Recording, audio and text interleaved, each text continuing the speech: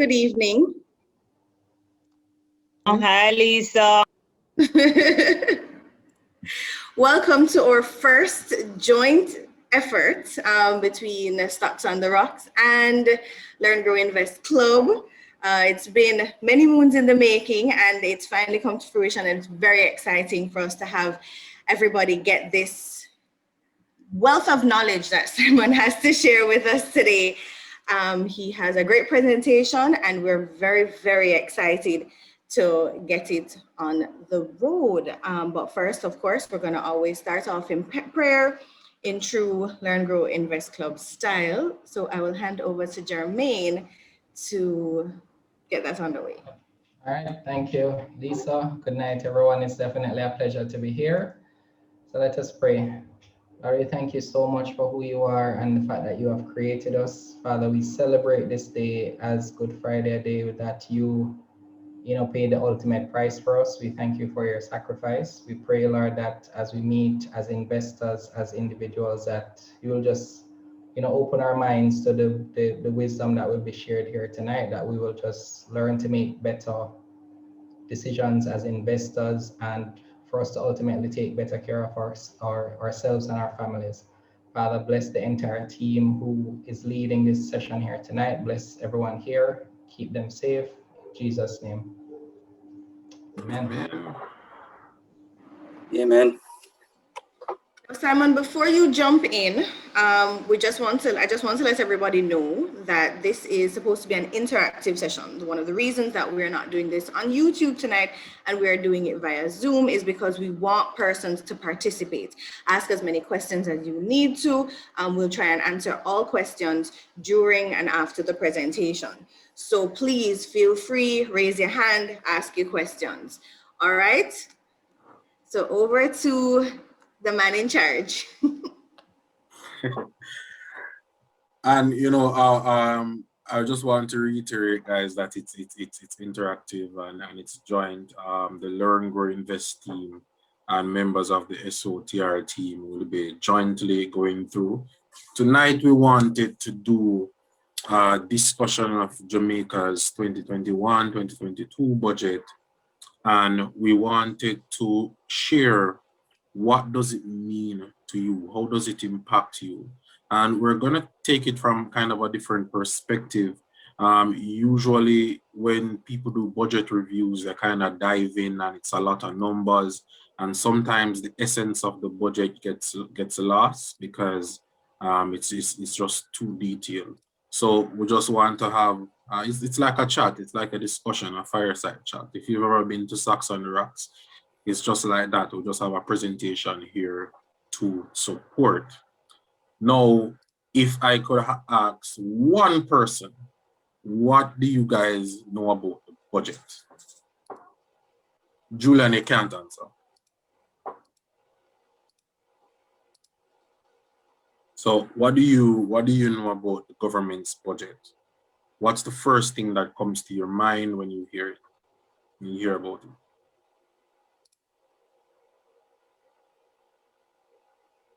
Anyone can answer. Chat says no new taxes. Oh, yes, I mean the budget. Indications. Sorry, go on. Yeah, an indication as to how they plan to spend for the coming fiscal year, and the sources as to how they plan to generate the revenue and where the funds will be coming from to cover the spending. Yeah, and that's effectively it. And what I wanted to kind of put beside the government's budget was so let's go through some basics first, right? So Chris would have mentioned the word fiscal a while ago. The average person won't exactly know what fiscal is because it's just not something that we use in our everyday language. So how we wanted to approach this was, okay, let's break it down to something that most people will understand. So this here is Angie, and Angie makes and spends money. This slide effectively shows how Angie makes money and how she spends money. So Angie has a salary of 100,000, and her parents had a house, and you know, now she owns the house and she collects rent from that house because she rents it out, and she collects $90,000 from that. Now her total income is around $190,000. That house is on Paddington Drive, so you know, so she can make some more money from that. Now, how does her expenses break down? Now, high level expenses break down. We have food, 50,000. So she spends on food, bills, and she has a small portion that she also allocates to her parents because they're in a nursing home, right? They have to get special care. So the total amount of income that Angie makes is 190,000, and the total amount of expenses, or the total amount that she spends, is 145,000 each month. That means that Angie is able to save and or invest $45,000 every month, right? Everybody got that? So Angie makes 190,000, and this is how she makes it. She spends 145,000 each month, and this is how she spends it. And she's able to save / invest about $45,000 every month from her income. Everybody good there? Now, think about Angie as the government. Remember what we said before. This just illustrates how Angie makes and spends money. Fiscal policy is the same. So when we talk about the fiscal policy of the government, we're really talking about how the government makes money and how the government spends it, right? Really and truly, all of us have at least an idea of how the government makes or earns money. Taxes, right? As one of you would have said, well, that's one of the first things that came to mind. No new taxes. So the government collects taxes, so yeah, NHT, NIS, education tax, etc. And they have non-tax revenues. So for example, if they sell a piece of land and things like that. So the government would collect 190,000 each month. It's the same, and they spend it as well. So they have expenses on social welfare. Social welfare is like a PAT program, poor relief programs that are targeted towards our most vulnerable people. They spend it on healthcare. So the public hospitals, they pay the doctors, even though, you know, the healthcare workers say more, and, you know, we can generally agree with that. They spend it on security as well, the police force, the cars that you see, they pay for the gas, etc. And all of that may come up to $145,000, right? Now, the amount that the government saves, quote unquote, is $45,000. And you remember in Angie's case, we would have called that savings, right? This is what is left over. In the government's case, it's still savings, but they call it a fancy word. It's now a fiscal surplus. So if it's positive, if they earn more money than they spend, then it's a fiscal surplus. And if they spend more money than they earn, it's called a fiscal deficit. Now, a lot of us would have grown up in an era where the government was spending more than they earn. Now, Lisa, when the government spends more than they earn, they can do a number of things. So think about Angie now again. Let's say that Angie spent $200,000 a month, right? So Angie really needs $10,000. What are Angie's choices? What could Angie do to make a fiscal surplus or to save more? She can borrow. So Minnesota said she can borrow. What are some other options? What are some other options for Angie? So she can borrow some from her friends, from Minnesota. What else can she do? Just increase the rent. She can increase the rent, so she can look to sell something, or she can raise the rent on the property that she already has. And another thing is, Or she can cut expenses. She can cut her expenses, right? So really and truly, and this is actually a decision criteria that we each face each month, right? So each month, you know that if you spend more than you have, then it's likely that you may either have to borrow, and guys, a credit card is borrowing. You may either have to borrow, you're gonna have to find more income, you're gonna have to sell something, or you're going to have to cut your expenses, right? Whichever scenario you're in, you do one of those things. Now, for the government, it's not much different, right? For the government faces the same type of decision criteria. It's a similar budget. So the government can either borrow, which they used to do a lot. They can either increase the taxes on you, or they can cut their expenses. Now, the decision is a bit different, right? So for the expense cutting, if you look at Angie's expenses, let's say that Angie, what expenses can you tell Angie to cut? Think about it. For her bills, let's say that her JPS, her light bill, her water bill, phone, internet, all come up to $70,000 on average every month. Meaning that she either have to, right, she have to go plug out something, or she have to go use less water. So it's and food, let's say she's already spending the minimum on the food, and you realize that Angie has a young child. It's not so easy for Angie, German, to cancel Netflix. It's not so easy for her to say, okay, I'm gonna cut my expenses. And something that could be here is that Angie could be paying debt. And she may not be able to go to NCB or JMB and say, guys, I know I owe you $30,000 this month, but I'm not gonna pay it. Well, she can very well say that, to be honest. She can say that, but the bank now don't care. I'm gonna charge her the interest and the late charges, right? So the government faces the same issue, which is why historically the government, successive administrations tended to increase taxes, right? Tended to increase taxes rather than move around or shift or reduce expenses significantly.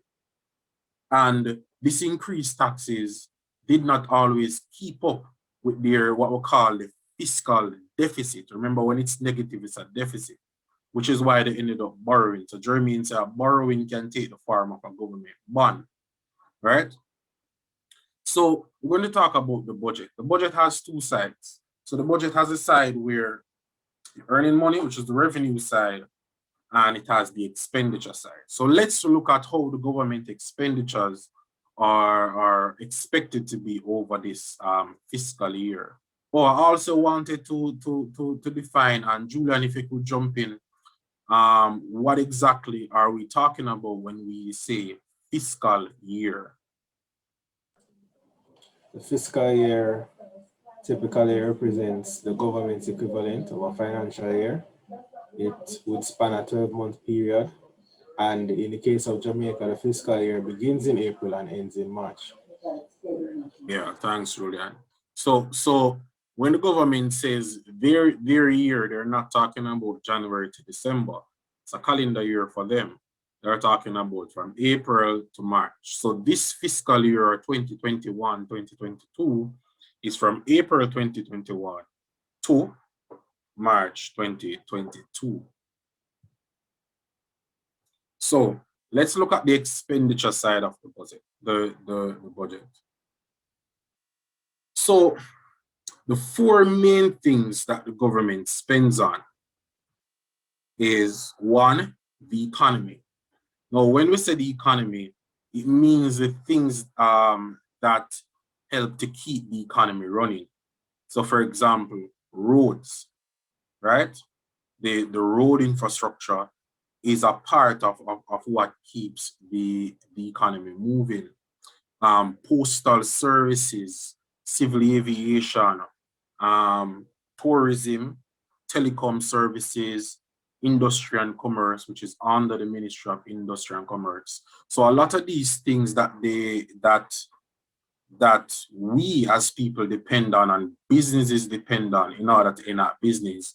That's what we're talking about. We're talking about the economy, social issues, and this should really be social services. So social services is really your health, education, so and different forms of poor relief, such as PAT, or different forms of programs which are aimed towards our most vulnerable.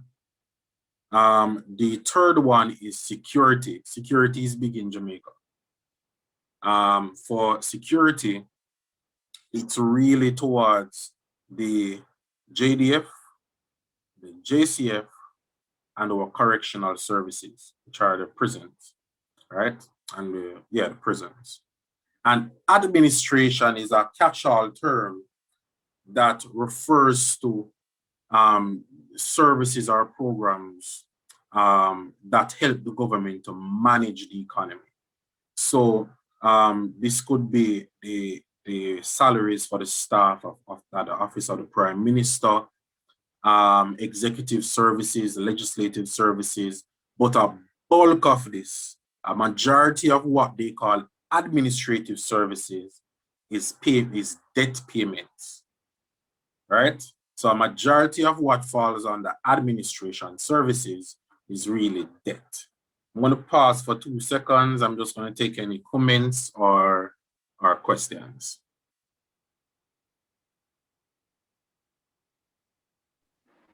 I don't know if we have any questions just yet. Everybody, if you have any questions, feel free to post them in the chat, or you can raise your hand during the presentation. Yes, Simon, you can encourage our viewers to watch a documentary on YouTube about Jamaica called The Debt. So if you type in Jamaica The Debt, it will come up. I think it was produced in 1991. I'm wondering if it's the same one. Yeah, there's this man that he eats broken glass to make money as entertainment. I'll send it to you. It's just showing the depth of poverty in Jamaica. What's the name of it? Glass. It's called The Debt. Just type in Jamaica The Debt on YouTube and it will come up. On YouTube? Real broken glass? I think I've seen Julian share it. You will see it. Find the link and send it. You will see it. I can, as a matter of fact, I will put it in the chat right now. Okay, put it in the chat. I want to say that eventually. It shows the impact of what we call odious debt. When you have significant debt and you have small island developing states, it shows the social cost of it. Okay. So I mean, just to reiterate here, these are the 4 major things that the government spends on, right? The economy, social services, security, and administration. Now, this is how the government has spent that over the last 2 years. So just a note here, when we say 2022, we're talking about the fiscal year from 2021 to 2022. So from April 2021 to March 2022. Oh, Chris found the link. Now, looking at this chart, what is one thing that you guys realize? Tell me one thing that you pick up from this. We paid too much debt. So remember, so that's a very good point, Chike. So remember on the previous slide, I said that administration, a majority of administration, it's really debt. And when I say a majority, I mean like 60–70% of it is really debt. And we're going to see on a further slide.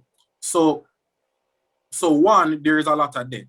So for the last, for 2022, we would have been spending at least half of the amount of money that we have on administration, and a good amount of that was solely due to debt. What's another thing that you realize, guys?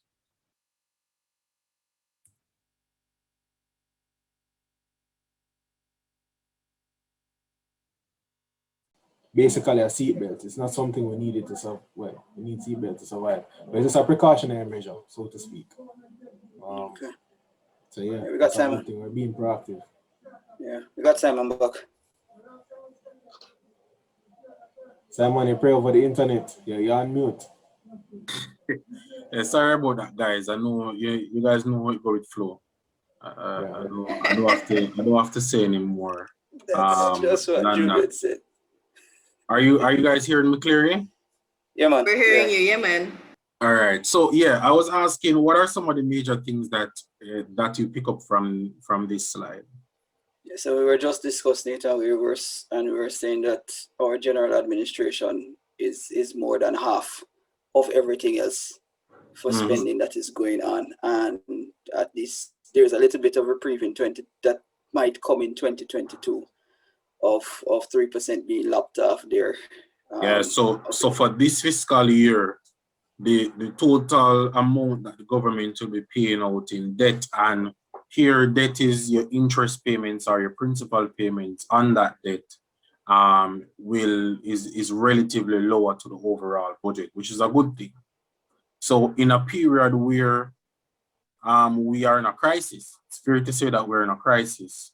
We're actually reducing debt rather than increasing it. And you know, there's been a lot of talk around that, where there are some people that said, no man, when times are bad, we really should be increasing our debt if we have to. We really should be borrowing more in order to spend on our economy and on social services. What do you guys think? No, Simon because you is like can't. catch-22. Go Yeah. ahead, Chike. Seeing where we're coming from, for the years that I've lived, well, I haven't lived here that long enough, but I've been here from late 90s, right? And where we're coming from in terms of the debt that we've had, we have not been able to do a lot of this stuff in terms of what we're doing now, in terms of social welfare, in terms of building out of infrastructure, critical areas such as healthcare, and so forth. Since we got the cushion after we formally entered into doing the hard task of what the IMF required us to do, which was stop borrowing money and go about, doing the hard task of itself. If we go back into borrowing again, my viewpoint is we basically start the cycle over again. There is a point that I had learned about how much is too much of your debt to GDP ratio that you always talk about. For every country is a bit different. At one point, a couple of years ago, as soon as you went over 90%, you were basically at a plateau, and then at that point, it was a point of negative return, basically, right? And Jamaica's debt stood at 150% at one time. So there's absolutely no growth for you at all. There's no wiggle room. You're paying everything back. You have no money left over to be spending on social, health care, all of the things that are highlighted in this chart right here. So to go back to that, you've not given yourself any kind of cushion as yet to say you should take on, I would term it, good debt that actually will be progressive as yet to do so. And they actually have a term that encompasses all of that. And it's they call it, whether the budget is what we call fiscally responsible. You know, meaning that, okay, a little debt is fine, but is the budget set in such a way that we don't have to borrow as much in the future, and we won't be required to add? So the thing now, and Julian alluded to it, is it's kind of circular in our way, because social services are important, the economy is important, and it is important to support the economy. Now, you don't want to be in a position where you're borrowing more, a lot more in these times, and you have to pay interest on that debt. So in the future, the more you spend on that, on the debt that you borrow today, it's the less money that you actually have to do things like build roads, build hospitals, build schools, and pay your teachers and your doctors. And that has historically been our problem. Now, the current administration has actually explicitly taken it on. And I mean, from Dr. Clark came in, it's been like they've been singing on it. Not just fiscal sustainability, but reducing debt to GDP. We were on our way to, I think, guys remind me, around 84, 85%. So the debt to GDP came down below 90% before COVID. Yeah, I think it was about 89 or something like that. Yeah, man. Yeah. So it was below 90% before COVID. And, the push was there.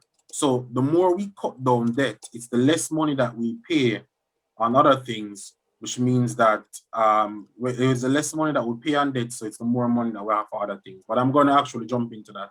And the last thing that we have, the last point that I have here that I realized is that there has been a slight increase in the amount that we spend on the economy. And this increase, we're going to see where this increase comes from. So let's look at each of these four categories. So there's been an increase in the amount of money that we spent on the economy. As you can see, from 2021 to 2022, the budgeted amount that we spend on the economy is about $78 billion. Now, where is this increase coming from? So you guys see that yellow bar? And so this is saying that that increase has come from transport and communication, which means that for this fiscal year that we're in, the government wants to spend more on transport and communication. And if you narrow that down a bit, you'll see that it's really because they want to spend more on transport. And this transport, if you go deeper down, this increase actually comes from them wanting to build out extensively a major highway by next year, by mid next year, the latest. Anybody know the name of this highway? Simon Johnson Highway. Oh man, soon. So Julian, if anything happened to me, I don't want a highway name my family. I can use yeah, I'm good. But yeah, why I find that funny is because I speak about the eastern side of the island a lot. So Julian, a true word on that. It's the southeast. It's the southeast highway, right? So the highway that's expected to run from Harborview around onto the eastern edge of St. Thomas. A couple years ago, under the Major Development Infrastructure Program, I believe, the government had already said that they want to create a belt around Jamaica. They want to have something similar to what the US has with the interstate, where you have a core network of highways, and then you have highways that come off those highways and go into the cities and into the towns. So a core belt around Jamaica would connect Kingston to the eastern end, around on top of the north coast, which we actually have most of that already, back around the west coast and back to the city, So one of the major reasons why expenditure on the economy has increased is because they expect to spend about $6.5 billion more on that highway specifically. The completion date, the last that I saw was March 2022. I said mid 2022 because delays are always there, right? Especially when we're living in a COVID time where expenditures it can go up or down. Social services. So as I said before, expenditure on social services really surrounds education, health, housing development, and other types of welfare services, so water supply, you have recreation, culture, and religion, so that's like the parks, etc. And for this year, there has been an increase in that. And if you guys realize what has been happening since 2020, you would know why the government is actually spending more on the health services. So, and maybe the doctors online can give more color on this. The crisis, the crisis has really shown up health infrastructure that has been left wanting, right? Not just physically, but the institution itself. So there has been a lot more expenditure on this specifically. So not just for the vaccination program, but for the different health authorities around Jamaica that run our health facilities. So most of the spending on social services here has really been pushed towards health. There has been an increase in education as well, and that is premised on building the capacity of our educational framework or institutions. So there, yeah, man. So a majority of this has really been because of health. There has been a slight reduction in spending on security. Matter of fact, it's relatively flat. I remember a few years ago, a large reason why the spending on security had increased is because there was some back pay issue for a lot of police officers, and when the administration had come in, they had paid that out.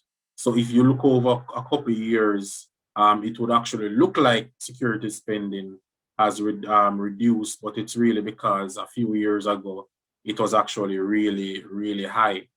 And just looking at the budget and assessing it, I remember we're not going into any gory details. I realized that there, over the last 2 or so years, there has been an increase in technology spend from the JDF and the JCF.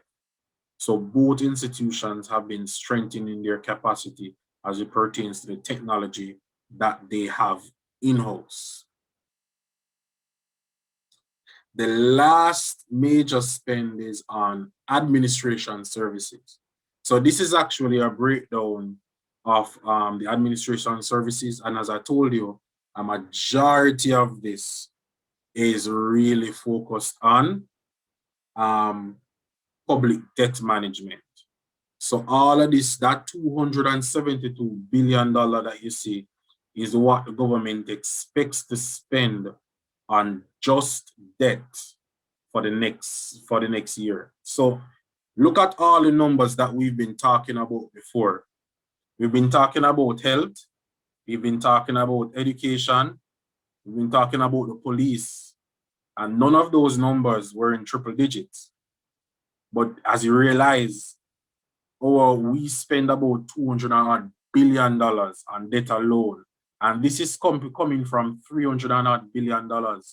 There was a point in our history a few years ago, it's not even that long, where most of our budget was being spent on interest payments alone. So you can imagine if you are making your personal income and a majority of the interest is going towards paying for a car or a loan. Hey, Simon. Yeah. What's also important to note is that a lot of our debt is not even in J-dollar, it's in US. So when the exchange rate moves, it's at a cost many times to us as a country. That's very true. Matter of fact, I believe, and I don't want to misquote, I think almost half or a little more than half of our debt is external debt or is denominated in US dollars, right? So as Julian says, when the dollar go, this means that there's a portion of our debt that is always growing in Jamaican dollar terms relative to the amount of money that we're making, right? Because the Jamaican government collects its taxes in mostly Jamaican dollars. And we have this large expense that is being paid out in US dollars. So as the US dollars go up, then we have to pay out relatively more in interest payments. Now, this is just a little picture of just to kind of show you the extent to which debt can affect spending on core services. So I would have told you education, the total spend on education, which means all the public schools, all the public primary, secondary, and tertiary schools that the government supports in various ways, health services. So when I say health services, this is all of the doctor them pay. This is keeping all the public hospitals open, buying the mask and equipment, the police, all of the vehicles, all of the police salaries, etc. If you were to add that all up, it still would be around the amount that we just spend on one item, which is debt, right? So this is why it's important for us as a country to try to keep that debt relatively stable or low. Because as that debt gets heavier, as Mr. Rock here, as the debt gets heavier, that's less money that we are able to spend on other services, right? Now, we just want to jump into the revenue side of the budget. And before I move on, I just wanted to know if you guys have any questions thus far for the team or any comments. Comment actually. I think the lowest we went to was actually 94. So I'm looking back on. I'm trying to find. So I'm looking on trading economics of debt to GDP. We had gotten it down to 94.4 in 2018, and it was basically stable at that point in time. 2019 was 94.8, and then COVID in 2020, which put us back at 110.1, which technically is not bad still in the grand scheme of things. Basically, it gave us a lot of cushion to do what we did. I remember Julian had showed me. Julian, you were showing me once a long time series of debt, of total debt to GDP. Yes, it was in one of JMB's old reports.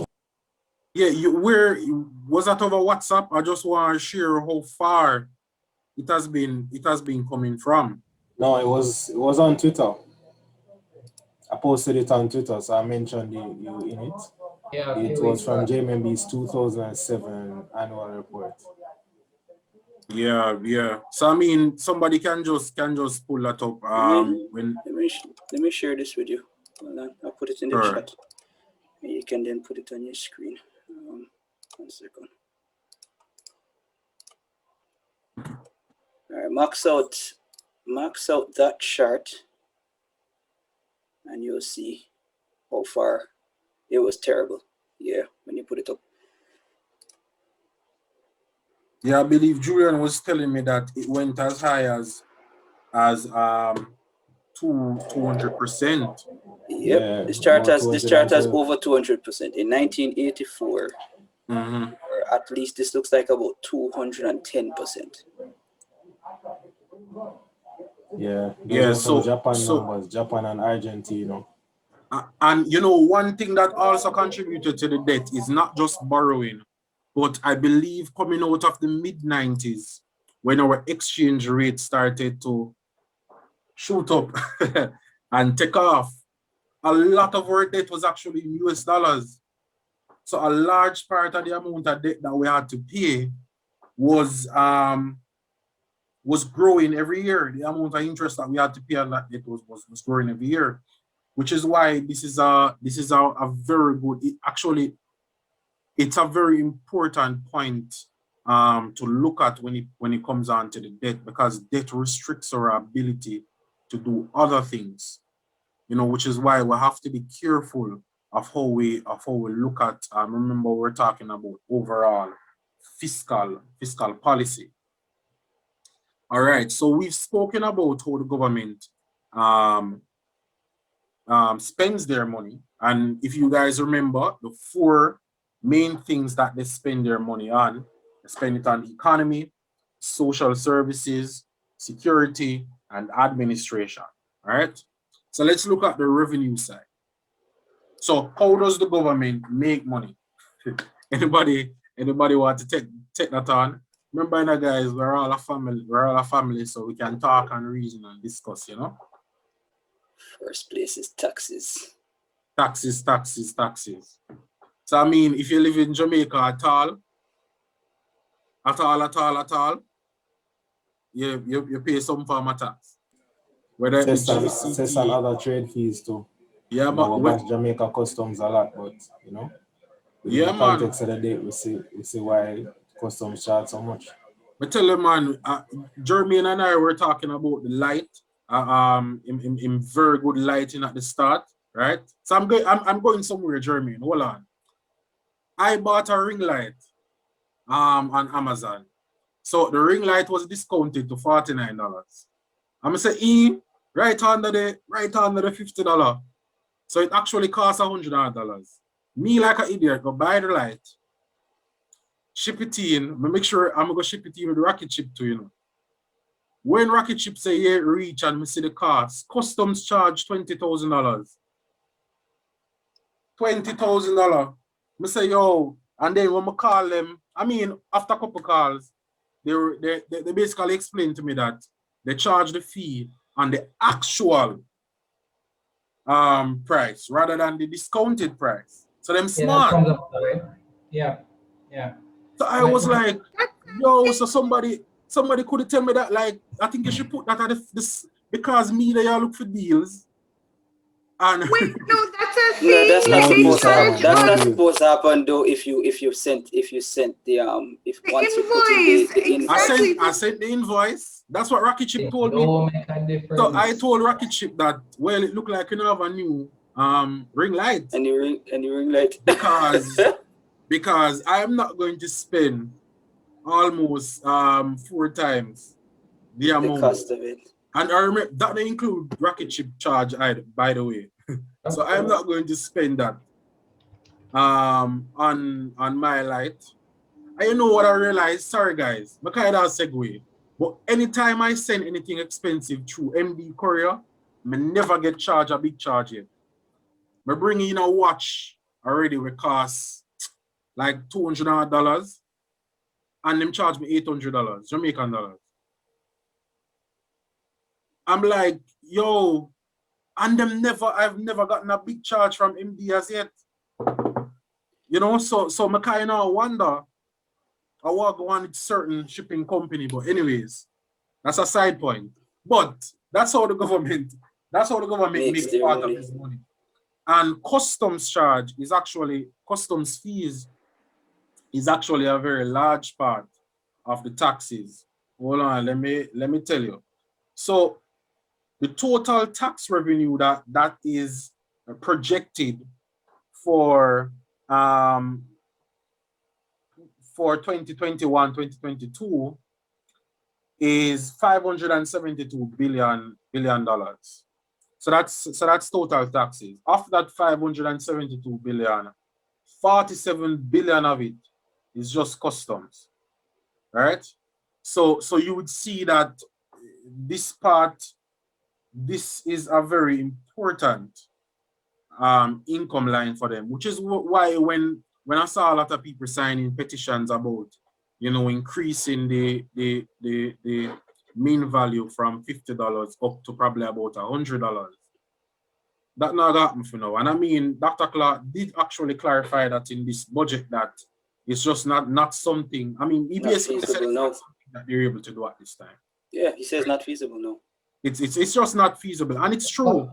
What's the impact of that? I saw something about the administrative fees being waived for items $500 and less. How big is that? I never really looked at exported on the export side.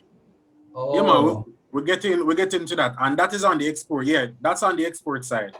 So that's actually, even though it costs them a little money compared to the amount of taxes that they collect. What they've been doing over the past couple of years is, and let me put it in a decent way. The government has been reducing inconvenient taxes for businesses in order to stimulate business, especially micro, small, and medium businesses. So if you remember, they removed the minimum business tax. As it pertains to real estate, they would have actually started out how they did stamp duties, etc. So this has actually been a consistent theme, and that $500 thing was actually very important for a lot of small exporters in Jamaica. So just To add to that, a part yeah. of it is to increase the foreign currency that comes into the country. Yes, that's actually, yes. So that's an important point. So when Jamaicans sell goods abroad, what do I say? Most of whatever monies that they'll collect is in US dollars, right? And that increases the amount of US dollars that are available in the country. And we can see how important US dollars in the country can be, especially over COVID, since one of our major flows of US dollars, which is tourism. So which is when the tourist brings in their money or they pay for their fees or expenses at the hotel, and that flows back where that was cut off. You would have seen the initial run up in the currency. I believe it topped out above 150 something. The guys that watch that more often than I can tell me it was probably about 150 or somewhere there. However, what helped us over that period was remittances, right? So remittances would have grown by double digits over 2020. And that foreign currency coming into Jamaica actually supported our US dollar flows. Yes, so I mean, Jermaine has plugged the SOTR page. So yes, the video will be posted there. Guys, remember to subscribe and follow us, but subscribe and follow Learn, Grow, Invest as well. So just looking at Jamaica's revenue breakdown, you see that a majority of our income or the total revenue comes from taxes. The non-tax revenue is relatively small. This is usually like when the government sells land or sells a part of some business that they own. So all of the revenue that is not related to taxes, so like loan repayments, loan receipts here. So what happens is that every year or so, because sometimes it does not happen every year, we have debt that matures in principle, right? What the government does is perpetually refinance this debt, right? So as we have debt payments that come up, they borrow to pay that debt. And now the good thing over the last few years has been we've had a lot of expensive debt. I remember seeing a government paper from, I believe it was the mid to late 90s, and the interest rate on it was like 40%. And that was the government. So I was like, yo, you can imagine what a car loan was, you know, because that's a government rate. But Simon, I guess that's why so many cars in the 90s were old. Remember, even the fact that so many Chris's are on the road right now, it's a fairly recent thing, you know? You know, when you look at it, Julian, and you know, Chris works in this industry, let me just say that. But it's far easier. You can walk into ATL, let's say ATL, and get a car loan once you can afford it relatively. Far easier than you can certain other types of loans. So now I realized that on the road, you know, I must say that when I heard that Porsche was coming to Jamaica, I was one of the people that did not probably understood my country enough to say, you know, that this could have worked. Because I was like, really, Porsche? I mean, I'm probably sell 10, but if it build a whole dealership around it, and boy, I don't think I passed the Porsche dealership and see the same car in it for 2 weeks straight. Yeah, the power of consumer finance, brother. Power of consumer finance, you know? Oh, Jermaine said Starbucks and Uber. Well, for Starbucks, for me, it was a bit more straightforward. I think we already had restaurants in Jamaica that are at the cost level are even more expensive than Starbucks, and Starbucks would have been coming with a brand. I also saw Starbucks are followed the opening in Trinidad, and yeah, so for Starbucks, I knew that Starbucks was going to be fine, and for Uber, well, there are other challenges around. What I did there, Simon, in terms of Porsche, because I thought a similar way as well. Jeremy, you have one? No. Pick up. No. Can't load him up like that, Simon. I was gonna say, I actually went into a dealership to find out the cost, right? So look at what the real estate prices are like. Some of those mortgage payments, actually the price you'd pay for a Porsche monthly is less than what some people paying for rent. You know, Jeremy, I've always wanted to go into the dealership, but I don't see that one still because a Macan was $15 million. And the Macan is the entry level SUV still. But remember, Chike, the way them structure some of the loans, they extend the maturity for 25 million. You can afford that, man. Yeah. So the 300% luxury car tax, like, that's helping us out, because it's 300, boy, you see me with customs now, so I've looked at customs charges, and the things don't really line up with exactly where them. So I don't know if importing a luxury car is actually 300% they pay. Because some of these vehicles look like they have like a 40-50% duty, because you buy them for $100,000 US. I mean, and you can check that price. It's online. The MSRP for these vehicles are online, and they're here selling for about 200,000 US. Our taxation though for cars isn't it on engine size though?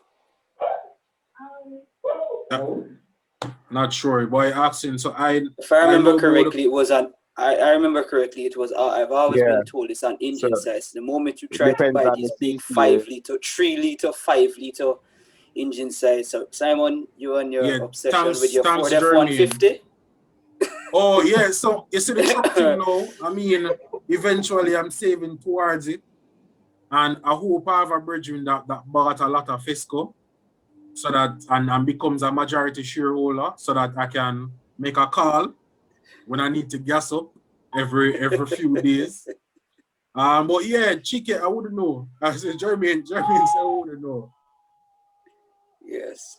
But the thing about it is the advantage. I think the advantage, at least to answer your question of the high tax on luxury vehicles, the advantage if the taxation is going to be on the engine size, which Nicholas. We actually have somebody in the chat that's actually responded. It's on the duty is on the engine size.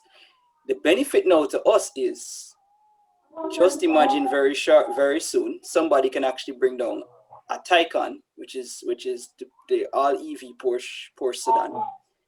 And more than likely they'll pay little to no duty because it has no engine size. Sorry, the benefit to Chike is that if they bring in X.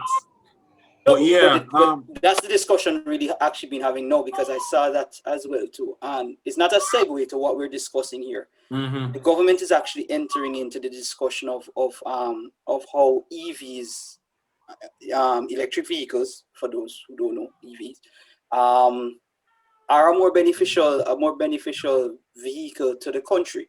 Now, for those who don't know, in Trinidad, EVs are 100% duty free, because they aid the environment.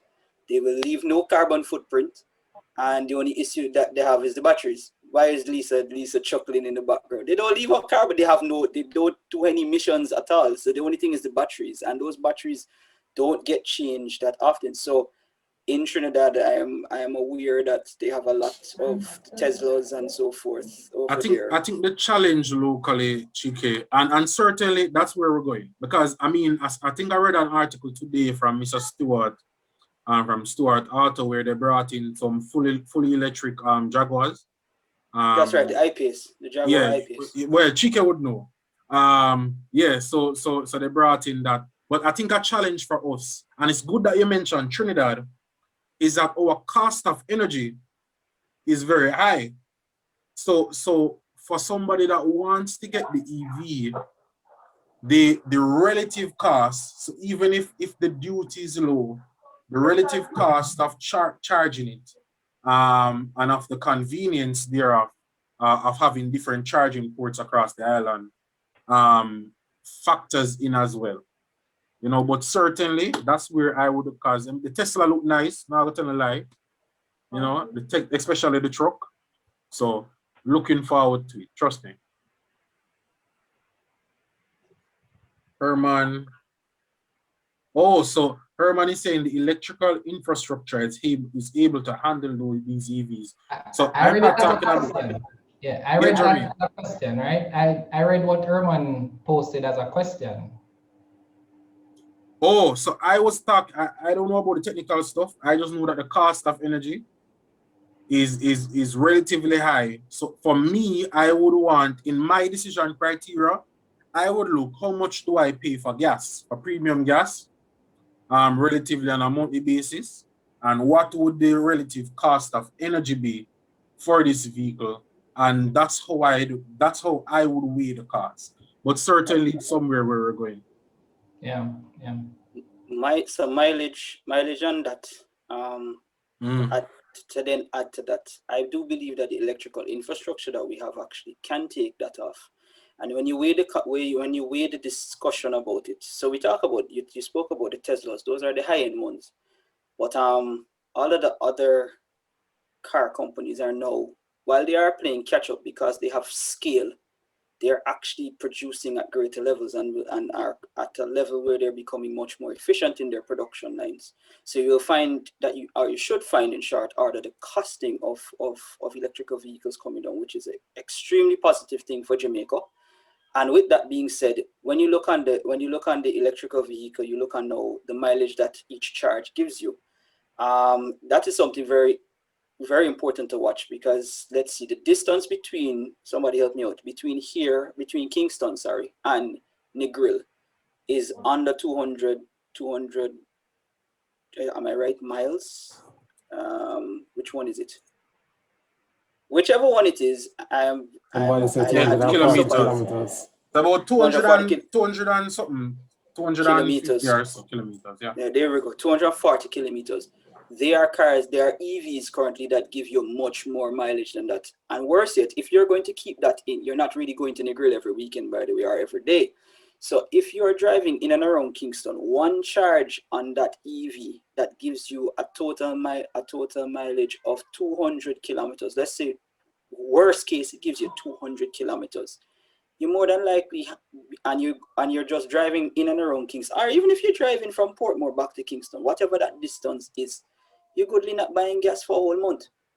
Or should I say, you're goodly not recharging, I should say, because it's no longer gas. You're goodly not recharging for a whole month, right? With an EV. So it actually becomes very beneficial in terms of the car realm, in terms of the gas realm, in terms of no longer paying for gas, and also on your electricity bill as well too, because I don't think they pull. Yes, they pull current, but you don't have to have any special setup. A lot of the EVs can actually be plugged into, depending on because you get the card and you plug it into your regular sockets, or you might need to do a little bit of tweaking. But the overall breakdown of how this can benefit Jamaica and Jamaicans in terms of affordability, I believe that the pros far outweigh the cons on that. You know where I see one of the biggest pros being, and it's actually it's in public transport. So as it pertains to switching in the JUTC buses that they're running out that pilot right now. Yes. But here what the problem with well, you don't want to start on JUTC, but JUTC, just to put it a nice way, is a never-ending pit. It's somewhere where we throw tax dollars to never see it back again. So the structure of the JUTC certainly for me would need to change in order to justify spending a material amount of money on that side. I mean, just simply put it, the place is very corrupt. The question to ask though, in your pro is, what is the highest spend on JUTC? And if I remember correctly, two of the highest spends for JUTC was actually fuel and tires, right? Were the two biggest ones. Now, if you electrify the entire fleet, and fuel corruption. can't go missing anymore. And yes, but by electrifying the fleet, you remove the gas or the fuel requirement. Therefore, the corruption in the fuel requirement, because the fuel goes missing, is no longer there because you're now using electricity. So I don't know how they're gonna. I guess they can pull off the electrical part about it in the corruption side. I don't know. Electricity or EV fee. But I don't know, but I just know that they have so much problems there. I just wouldn't trust them with that. So I mean, I guess it's a good segue into some of the major points that would have come out of the minister's budget speech. And the first one, I actually want to take opinions from everyone. I want the guys in the room to kind of, and the ladies in the room to kind of share their opinion on this. So the government has reduced the amount of guarantors that are needed to apply to the SLB. Now, for me, immediately, this looked like a great thing, because I know that when I was applying for the SLB, finding two people that were willing and able to sign as guarantors, it was very difficult. Matter of fact, I think one of my teachers from high school ended up having to do it for me.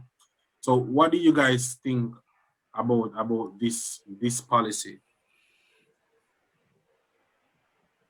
Lisa is smiling, so I think you should go first. No?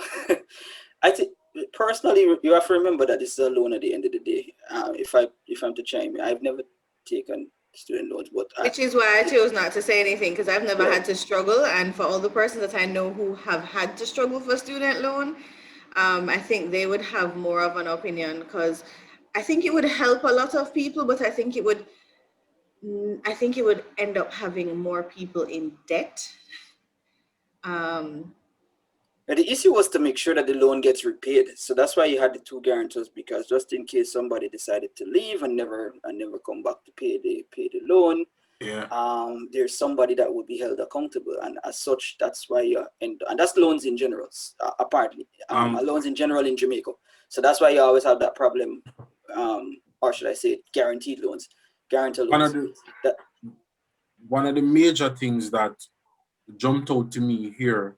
So I overall think it's a good thing, because I know I've had to be in the position where finding one person would have been much easier. But I don't know if finding one guarantor will be easier than finding two. If you get what I'm meaning. I was going to ask that, Simon, in terms of the implications. So for previous cases, is it that for two guarantors, in the event of a default, the loan would be split between the two guarantors? So I am not sure how it goes on the back end, but I think both guarantors, if the SLB stands up and say, look, Chike has run away, and Chike has run away, and you guys signed to this, and as such, you are responsible for this, and we're going to take action against you. I think both of them have a responsibility. But I can tell you that if Julian wants to do medicine, right? Julian are bright too. Julian decides he want the medicine.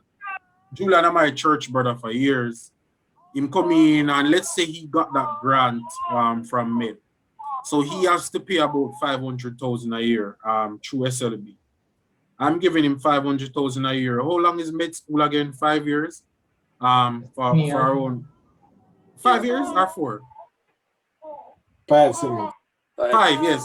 5 years. So I have to give him about $500,000 dollars or 5 years, that's $2.5 million in debt when he leaves. I may be more comfortable knowing that Jermaine is also responsible for that 2.5 million. Yeah. So at minimum, I know that if anything really happens, Jermaine is an upstanding guy. Jermaine can afford to support 1.25 million, while I support 1.25 million. So that's something that I was wondering if the government had done an assessment of whether people would be more willing to sign on with one guarantor rather than having two to pick up the burden. Well, I think it was more about lowering the barrier to entry as opposed to worrying about the debt collection side. I think the debt collection side will always, the challenge will be there just based on a number of factors, but making it easier for persons to access the loan will help those who need it, right?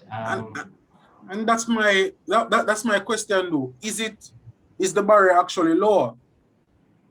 If it's going to take the same energy to find one person than it took to, well, I don't know. That's why I said I was asking, but generally I think it's a good thing, but I'm biased because I've been in a position where it would have been easier to find one person. Yeah. Well, I hope so. Would have been easier. A point was made in the chat by Herman Harris that says we must remember that the credit bureau is in place. As the years go by, the credit bureau is going to become very, very much stronger. Yeah, that's a good point. And you're gonna have a tough task, more than likely finding the two. If you had a task finding one person, you're definitely going to have a harder task finding two with the which is ultimately good for SLB at the end of the day, because it's going to be increasingly harder to lend money if you have more and more accounts receivable piling up. So, I mean, if you have better quality guarantors, you have a higher chance of, if there is a default, for it to be paid back. But I mean, I think in general, I don't know the interest rates for SLB, but I mean, for me, 7-9%. Okay, for me in this space, it's which really is very about, good for unsecured rate. Well, I was gonna say the cost of education for me about SLB is the concern, and not even what SLB itself does, because you shouldn't have to put yourself in so much debt to get an education that should be, maybe more accessible or available. And then there's also issues like, a degree not really being the same value that it was 10 years ago. No, so like a college degree is like your high school degree now, so it's, I mean, all of those things are really my issue with SLB, as opposed to itself. Jerome made a good point as well. He said that the credit score penalty, it really only works if you remain in Jamaica. Exactly. But and you guys can tell me, maybe Chris knows, is there any international agency that links your credit scores across the world, where even if you run away to the US, but I know people probably change their name, but does it follow you? So right now, Jamaica and the US has they have an agreement with it with regards to your income, but not with regards to your debt. Yeah, so, the only implication that you would have is if for some banks overseas as an entry requirement, if you're looking to borrow from them, they would ask you to obtain a credit report from your home country before in a relationship. But I'm not aware of that being across the board overseas. So the repercussions aren't as significant for persons who might run off and have a delinquent credit history. Yeah, the point that Herman made about insurance policy. So in some cases, like for other loans, you may be able to use your insurance policy as collateral for the debt. And then I guess if you default on it, then they would say, let's take the cash value of this policy. But a college student is exactly, it's not it's going to be unlikely. Yeah. But maybe it's something that Sagicor and the major insurers can look towards, because when you're going to college, depending on the college, 16 or 18, your relative life insurance should be relatively low. I guess the issue is that where are you going to get the premiums from? Yeah. And not all student loan bureau applicants are young. Remember, it's students. It can be persons who are older as well. Right. Oh, if I remember correctly, Rena is saying there's also a restriction to the number of persons someone can be a guarantor for. I've actually heard that before as well. My teacher was a guarantor for me when I needed a loan, but he was told at the time that he would not be able to be a guarantor again. Oh, until my loan was cleared. That makes And sense. Jovan said, I think it wasn't, you could always use one person, but it wasn't mandatory because he used one when he was taking his loan. So Jovan, tell us about the process then. Like, give us some feedback on it since you're here. Maybe he's in a situation where he can't speak. Okay. Speak at the moment, but yeah, that's a good point as well. There's a limitation, and then there are a lot of people that have bad experiences with being guarantors. Yeah. There are a lot of people that just have bad experiences. I remember in high school when I was leaving upper six and I was trying to find people. It was difficult because a lot of people outrightly said, Simon, boy, no, you're a good youth and thing, but my friend, I pay somebody else loan right now. The person run away, gonna foreign, and they have to be taking on over $1 million in debt that they did not intend to take on. Yeah, and the truth is, Simon, I mean, I didn't want to go there, but it's actually as much as you possibly can. Even for family, you want to not put yourself in a position to stand as guarantor or collateral. It's really not something that, I mean, student loan is a little bit different. You want to enable the person to have an education, sure, but for other types of loans, definitely. I would strongly discourage that where possible because it's a big risk, and you have to kind of accept the possibility that if this person defaults, and it's not even that they would intentionally do so, but I've seen personally through just persons who are close to our family going through that situation, and they have to repay the loan because, you know, when a person wants it to be their guarantor, they say all the right things, you're good with them, everything is gravy.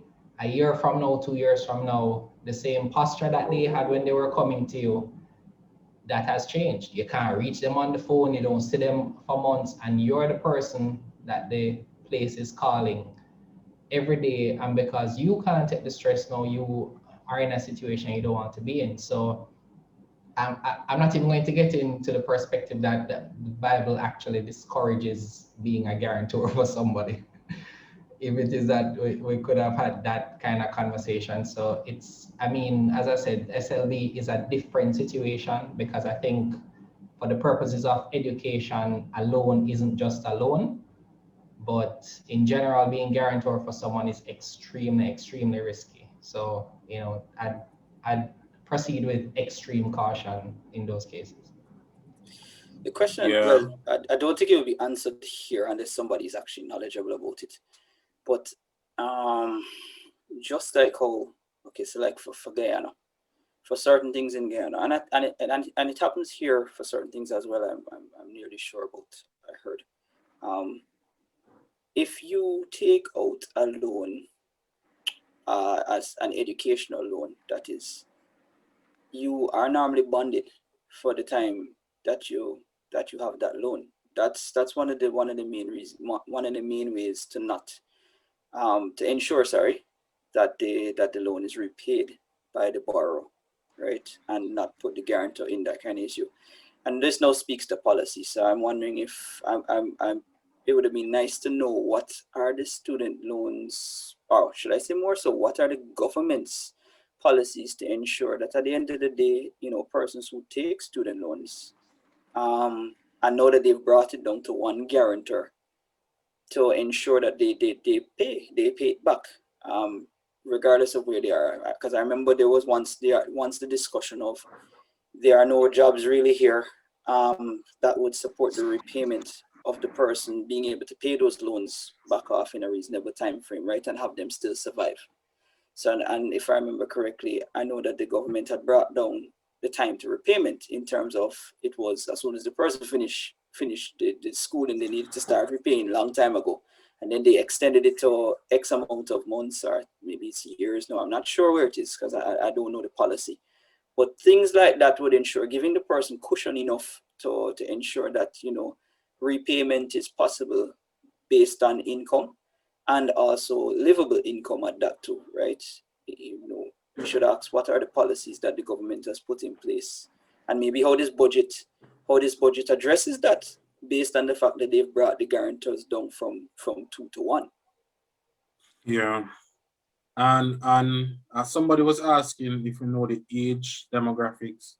No, I mean, I looked through the annual report and I don't see it there. Maybe I missed it. As it pertains to bonding, I took SLB and I don't think I was bonded. No, But I know the arrangement for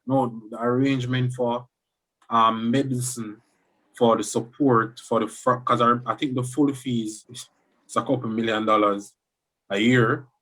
I think there is a subsidized program that if you enter in that there is some bond there. So I mean somebody can put it in the chat. I don't remember exactly. I know the nurses were supplied. They said starting the nurses were bonded. Well, Mio is here. If she can tell us if she knows of anybody who has had that, where they be bonded. I don't think so, though. Right. I'm sorry, I cannot comment on that at all. I didn't take a loan. I don't know of bonding. Honestly, I don't know. Okay. All right. Oh, hold on. So somebody actually just joined that, you know, it's coincidental. Delmar Square. I think he was the one that was actually mentioning it to me. I don't want to put him on the spot, but we were talking about bonding. So if there is a program now where if the government pays a portion of your medical school fees, of your med school fees, are you bonded to the country? Oh, and bonding here just means that there's a period of time after graduation that you can't leave the country without paying off that debt.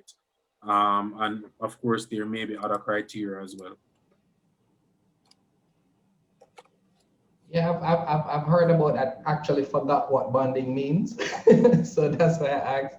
But it's just that you stay back a couple. You have to stay back a couple of years I think that is of still service. I think that's still the case in government. I think I heard that it's still there. Canada does it. I think Trinidad does it. Some companies do it as well. Right.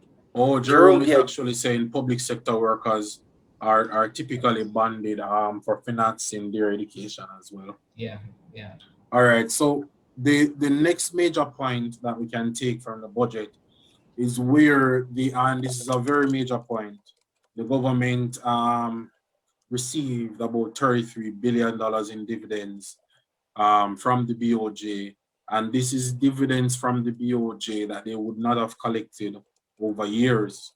So the BOJ would have been profitable for the last couple of years, and they decided to take a one-off dividend before the BOJ moves to an independent state. I mean, this is not for those that look on public companies a lot and follow them from private companies. Paying out a one-off dividend before a major activity is not actually a bad thing. But what is important about this is that $33 billion dividend is very important, because that is what they call cash that's going over to what the government calls the consolidated account.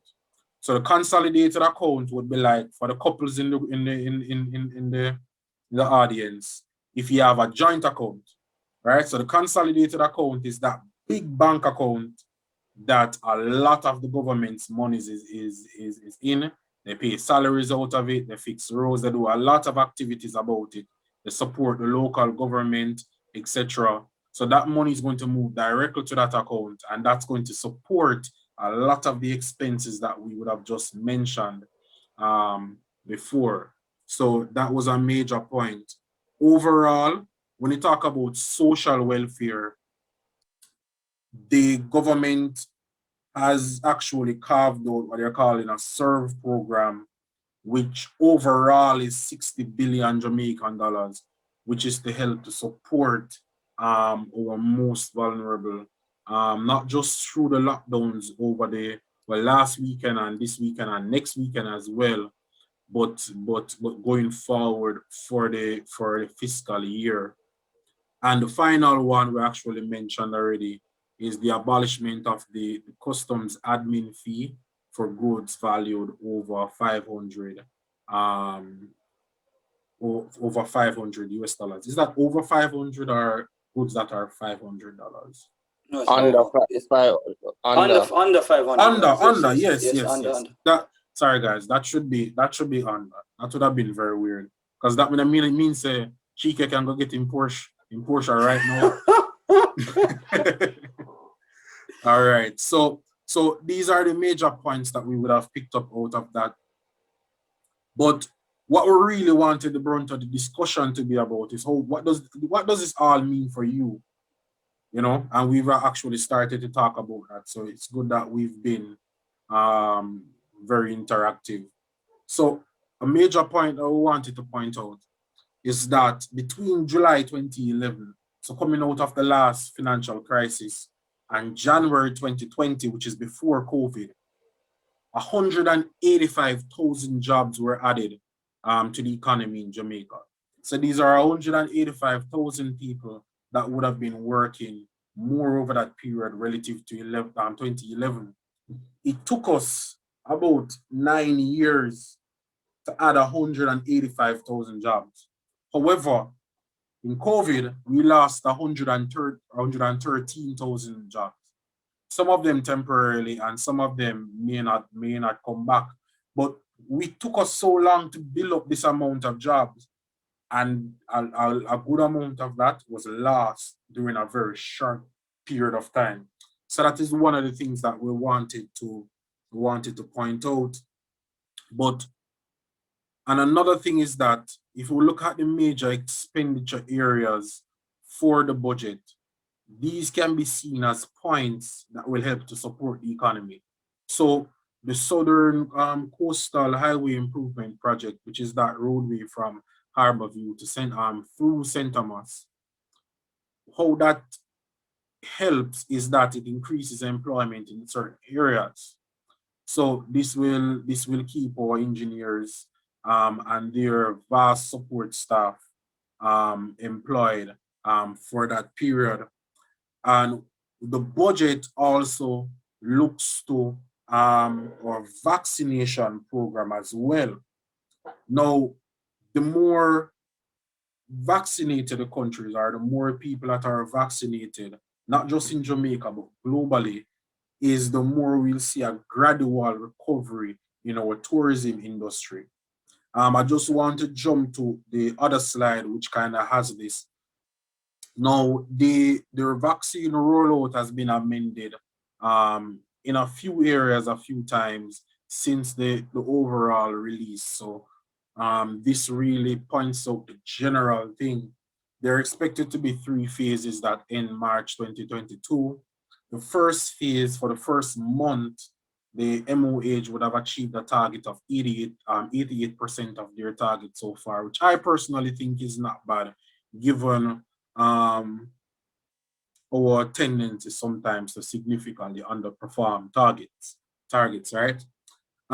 So what happens is, the reason why we're in the state that we are now, and we're all locked down until tomorrow morning again, and we'll be locked down again on Sunday and Monday, is because the cases have started to rise significantly, and this has placed a significant burden on our health system.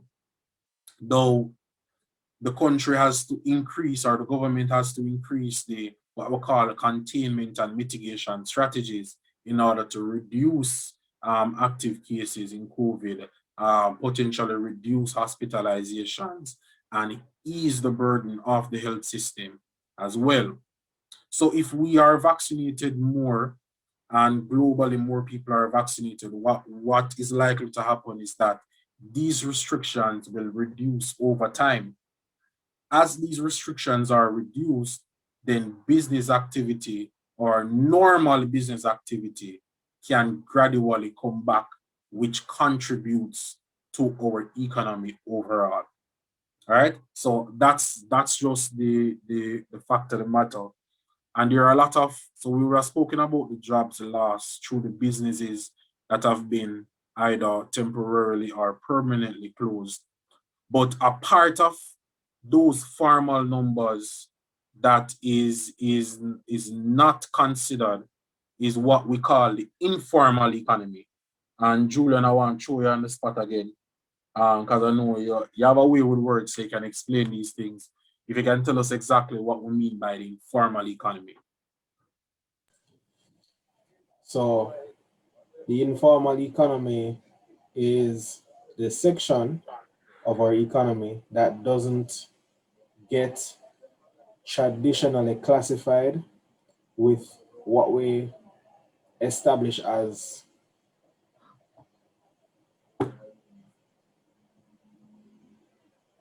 typical means of employment that we record.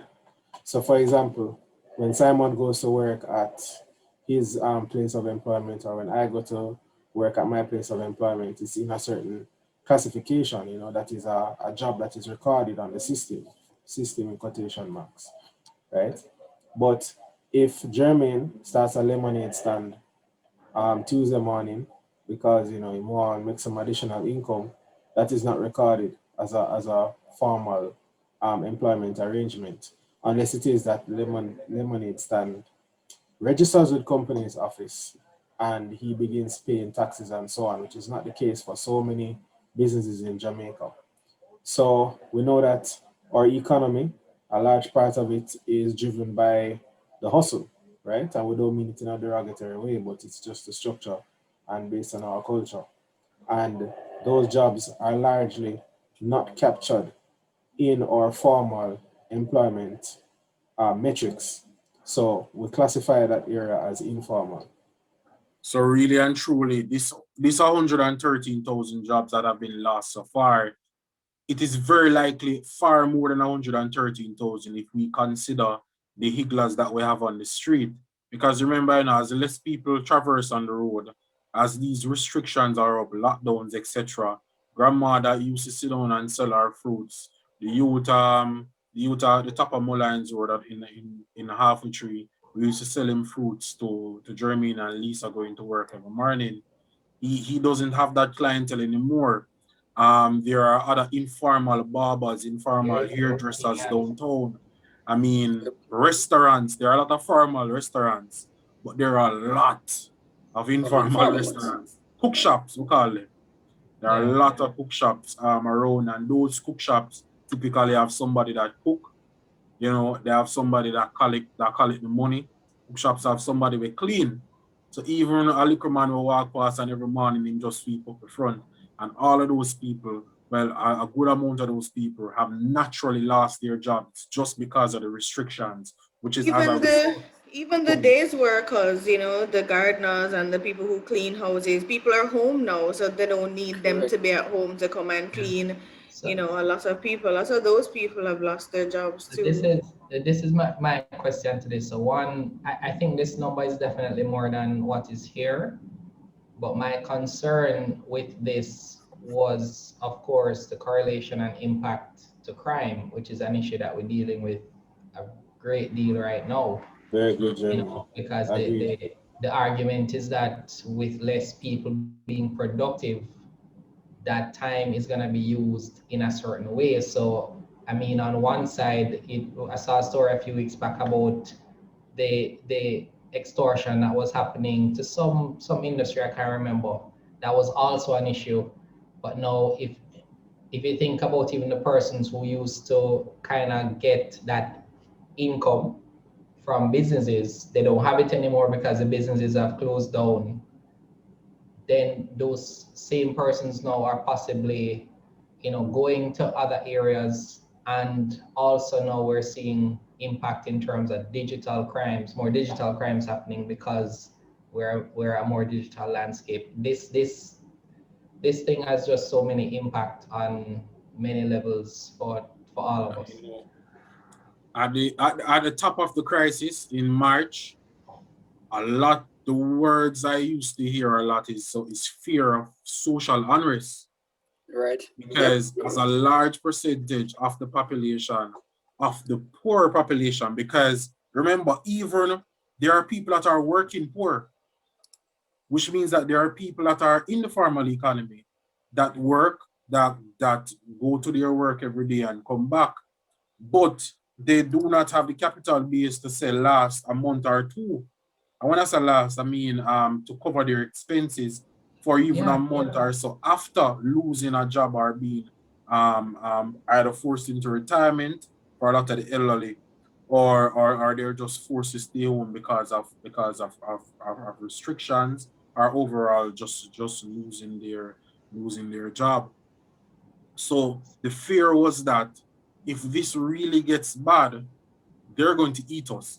I mean, and that being said, that meaning that there's going to be huge social unrest because people must eat, and the instance of crime is likely to increase The because of problem that. is, Simon, I think, and I mean, we can probably talk about crime all night, but I think crime has been bad, but because of maybe how it's kind of presented, I think the unrest, if it comes from the place of those who are, if it comes from those who want to stand against it, it's better from those who are the ones causing it, if that makes sense. So if you look at how you know what, I don't want to go there. Different conversation, because it probably like a spaces conversation could work for this discussion, but just I think that the impact to the jobs are greater than we realize, and it's a ripple effect. So those who were kind of taking care of people. So, and everybody along the way, you're right, because no, because of social distancing, for me, even something as simple as being generous and doing donations to persons who are on the street, I'm actually a little bit more cautious about that, because I'm like, well, I want to help you, but how do I, protect myself while trying to help you? So there's that, and the person's used to buy the fruits from, you're spending less on food, you're spending less on gas. There's an impact to those industries as well. Hospitality, just every single sector has been impacted in just great ways. And a part of the informal economy that has been impacted as well. Matter of fact, this is the illegal economy because it's not legal. It's the guys where wipe your glass at the stoplight. Yeah. As less people drive, especially in these times with a lockdown. Can I chime in here? So I know I've been keeping quiet because I have like a lot to say on this topic, because so I'm coming from tourism. I spent a majority of my life in tourism, and tourism is very near and dear to my heart, and a majority of my friends are in tourism. And when you hear people say that tourism has been affected, a lot of us in Kingston don't really understand what that is like, because we've never really seen it up close. And I've worked in Negril, I've worked in Mobe, I've worked in Ochi, all in tourism, and it really is a lot. The factor is a lot larger than you would think, because if one hotel is closed, then the vendor that the tourists would normally buy, the coconut water from. And as you mentioned, illegal tourism, the gigolos aren't making any money either. So that is we're being honest. We're being honest. The scammers can't scam nobody. The gigolos can't, provide their services. This is actually a service provided in Jamaica. Why are we laughing? Keep it real. Why are we laughing? This is a true thing. This is a a true thing. From the prostitutes come all the way up. Sex tourism is a thing. And it was a very booming industry in Jamaica. There were men who were coming to Jamaica and women who come to Jamaica because they want naturally brown children.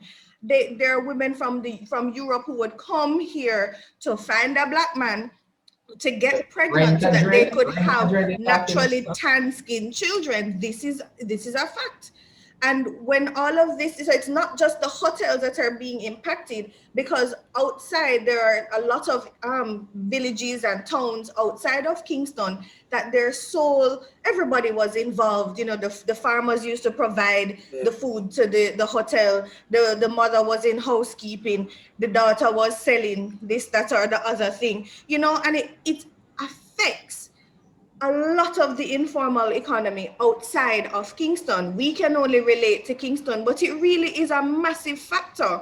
The interconnectedness. The interconnectedness. That is it, yes. As a government, though, my concern would be about that informal economy in terms of how do you get your revenues as government from that informal economy. So when the government plans for their budget and, you know, the income that they're going to get, the question has always been, you know, how do you get that money from this, you know, major, you know, informal industry? Herman just said it. I was actually about to say it, and Herman said it before me. Which is GCT. GCT, was it?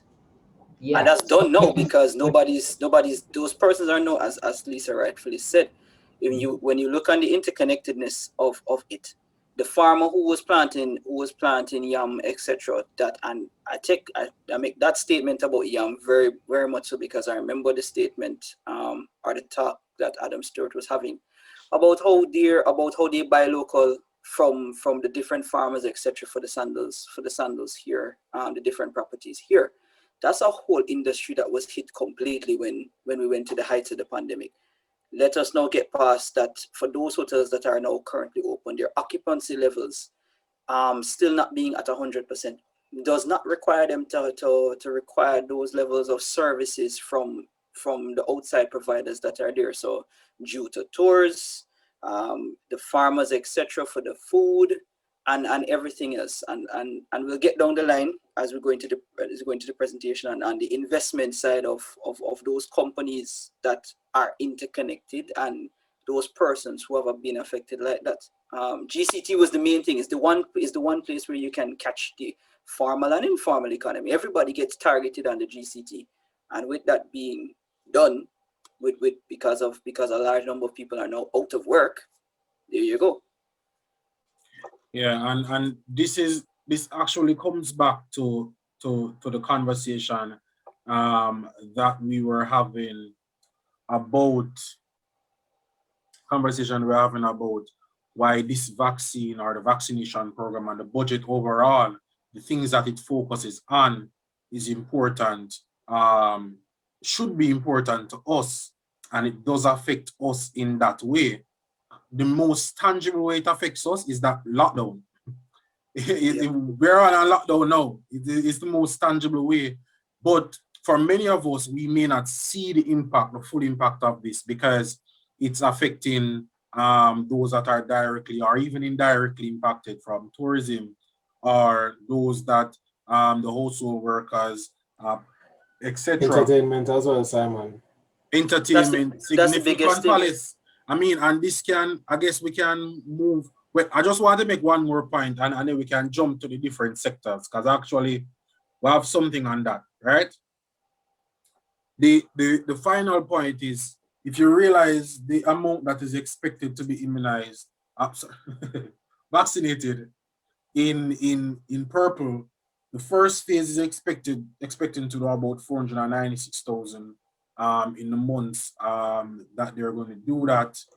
The second phase for now is the general population, even though the general population pool will be tiered as well, I guess.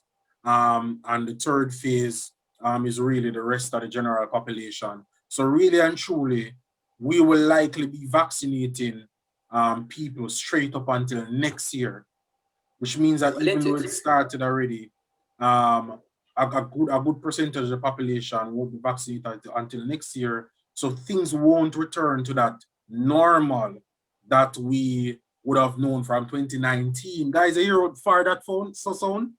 From 2019 till about 2022 and going forward into 2023, right? So things did get worse in 2020, but expenditure on this program is clearly very important to restarting our economy. Julian, sorry, you're making a point. So I was just mentioning that a large part of the informal economy in Jamaica's context is related to entertainment. So when we think about sporting events, we think about parties, we think about dances, we think about events on a whole. Carnival. Carnival, yes. And that's actually what led me to bring it up. The fact that we're under lockdown now and many other territories are, especially in the region, are close to a lockdown scenario. It would put a cramp on carnival, and carnival is a big part of the tourism ecosystem in many of these countries. Spring break is a big thing. The spring break crowd is very important. I know we talk a lot about Christmas, we talk a lot about summer, but spring break is very important. So that's a major factor. Just to quickly chime in, what everybody should take away and recognize is one thing. This country is heavily dependent on interaction. It's heavily dependent on people moving about and interacting with each other. Every single industry, some more than others. Tourism is about interaction.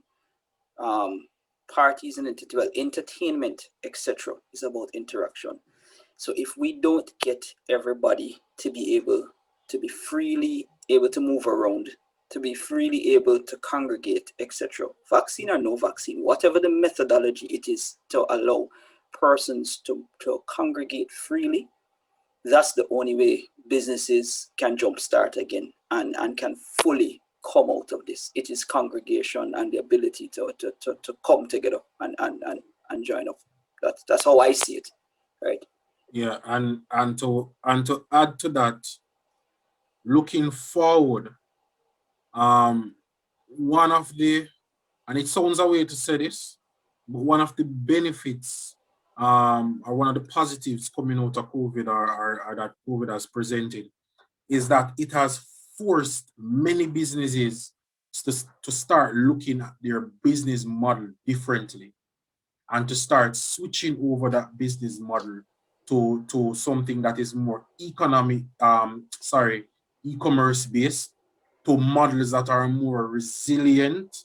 Because I mean, who would have thought about a pandemic? So now there are people out there saying, "Whoa, acts of God can actually happen," and to start looking, because I mean, even ends. You have jerk, I pan chicken man now, where I deliver on ends. Anybody use that yet? Well, it's not available in my yes. No. It was available in Portmore last weekend, and it's now available in Kingston. I don't live in Kingston. This weekend, so we should be starting with tomorrow. You can try it out and let us know now. I'm actually having my dinner from it right now. Oh, tomorrow. So okay. how did it go? So how did it go? Oh, sorry. Well, it's really for today though. It seems as if it's just cut the line that's doing most of the deliveries, unless you're really using, unless you're really buying from like KFC or Wendy's or so. They have their own delivery person. Once you get on, it automatically brings you to cut the line. Then you actually choose the restaurant that you're going with. And let me mute this. Sorry. All right, and it brings you to the restaurant and you order. And you basically choose if you want to pay by cash or if you want to use a card or if you want to use your wallet. And then they basically just go ahead and you put in your address. It actually try to locate your address as well for you. But just in case it's incorrect, you edit it and put in a correct address. And then, as I said, you pay, the order goes through, and then you get a confirmation by email. And then you have someone basically call you telling you that they're on their way with it. So what I'm gathering from this is simplicity. The simplicity actually works. Yeah, it does. Mio said choose 7 Crave. And you know, I personally don't think that we will lose some of this progress after all of this is gone. Correct. I think that some of these businesses, some of us as consumers will still want these services. I mean, a lot of people don't like going to the supermarket. I don't necessarily like it, but I And still go. High-low will be on tomorrow. High-low is doing it. Price Smart has curbside pickup. Meal Pack is doing it for Price Smart. Mega Mart is doing it. Meal Pack doing it for High-low as well. So this ends model, to me, why it's important is, and there are going to be issues, right? I mean, it's a relatively new system being rolled out. I expect there to be issues. Yeah. But what will happen is that the entire island, hopefully, will be exposed to a delivery system. So even after COVID is gone, no, there are people that are going to say, but Julian, you want pan chicken, man, but you did deliver through 7 Crave or cut the line to me. Why you can't still have that service, right? And these delivery companies will rise and it will impact productivity. So now, Mio Sote, Tamara, etc., won't have to leave their house to go up to Red Hills to get their jerk chicken. And I'm just using the jerk chicken example. They can just say, okay, I'm going to sit at my desk and continue to do my work or read a book, etc. And I'm going to order that and have them come to me and pay that fee. So I'm going to say this, and it's going to sound terrible because clearly I use these delivery services way more often than I'd like to admit. But based on what, who was it, Tamara, what she just said, it sounds like what Ends did is they just pretty much just go through the Cut the Line service, because Cut the Line already had their platform up. They would, you could pretty much order from whatever restaurant you want that's not on their list, because basically they would just go pay for what you want there. And they charge you a little bit more for that specific service because they're not particularly linked. So Cut the Line already had their thing going on. 7 Crave was also, I've used 7 Crave more often than. Like that. I think it's so I feel like the delivery services, what they've done now is solidify more of their client bases. Because I mean, there are people who are just like, yo, let me drive up the road. But now that you recognize, because you're stuck at home, you don't have any other choice, you probably be like, you know, even when this is all over, I'll still call Cut the Line or I'll still call 7 Crave, because some of us who we prefer doing business online will look for the online way first, and then there are people who will just jump in the car and do that first. So yeah, I think it's a convenience deal. Yeah. And actually, it's what I've seen with Amazon as well. So you would actually benefit to shop around on the internet and go to different sites, etc. But Amazon puts everything in one place very easily. They give you the product, they give you the cart, and you can link your local bank account, your local card to the cart, and they give you the delivery service. You can pay for Amazon through Western Union. When I saw that, it was the end of me. I want to add to what Lisa just said as well too. In all of this, another job or part of the economy has been formalized as well too, which is originally we know that the bureaus, for those who were in Kingston corporate working, you know, you had the bureaus. You now have a whole bureau set up now where we're not just delivery persons, whether it be especially on bikes, that now have gone into a completely different part of the sector in terms of delivery. So for now it's going to be restaurants, or for now it's restaurants currently, but it will also transcend into other things. Herman just said it in terms of the micro business, fashion, homemade lotions, and beauty products. What I foresee, and adding to that, what I foresee is the addition of the central bank's digital currency. As Tamara just said, you had the option to choose cash or your card. for those who don't have the card, when they digitize Jamaican dollars and it can be used on your cell phone in that realm, it's going to be a whole different ball game at that point in time, if you can envision it, because that has been done in countries in Africa. I think there was Nigeria, South Africa. I'm not sure about South Africa. I remember here in Nigeria though, where they do a lot of their payments via cell phone. The CBDC to add to this in terms of this entire thing rollout, and COVID, as you rightly said, is going to be a huge improvement for all industries coming out of it based on digitization. So I think the biggest benefit from ENS is that it has captured a clientele, some people of which would probably not have used it at first. Correct. And now at least a lot of people will be able to say, I ordered something online for the first time and I got it. It was safe. It was food. I ate it. I paid and everything was okay. Maybe this is something that can be done going forward and with other things as well. And it can cascade to other industries. Yes. That segues into what is the impact on our investments? And this is not me just talking now. So I mean, the whole team, Learn, Grow, Invest team, and SOTR is here. And guys, remember the reason why we kind of had this on Zoom was because we wanted you guys to be able to participate in any way that you see fit.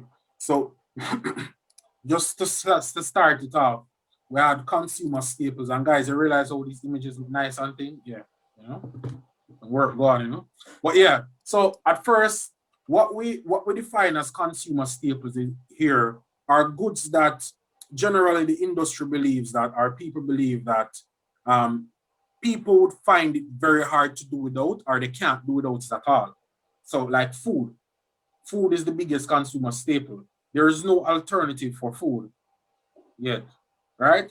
So there's no alternative for food. So food is a very big consumer staple. We would have seen we're going into the crisis, or at the top of COVID-19, one of the major industries that was Jeremy, I see the comment, that was impacted positively was the food industry.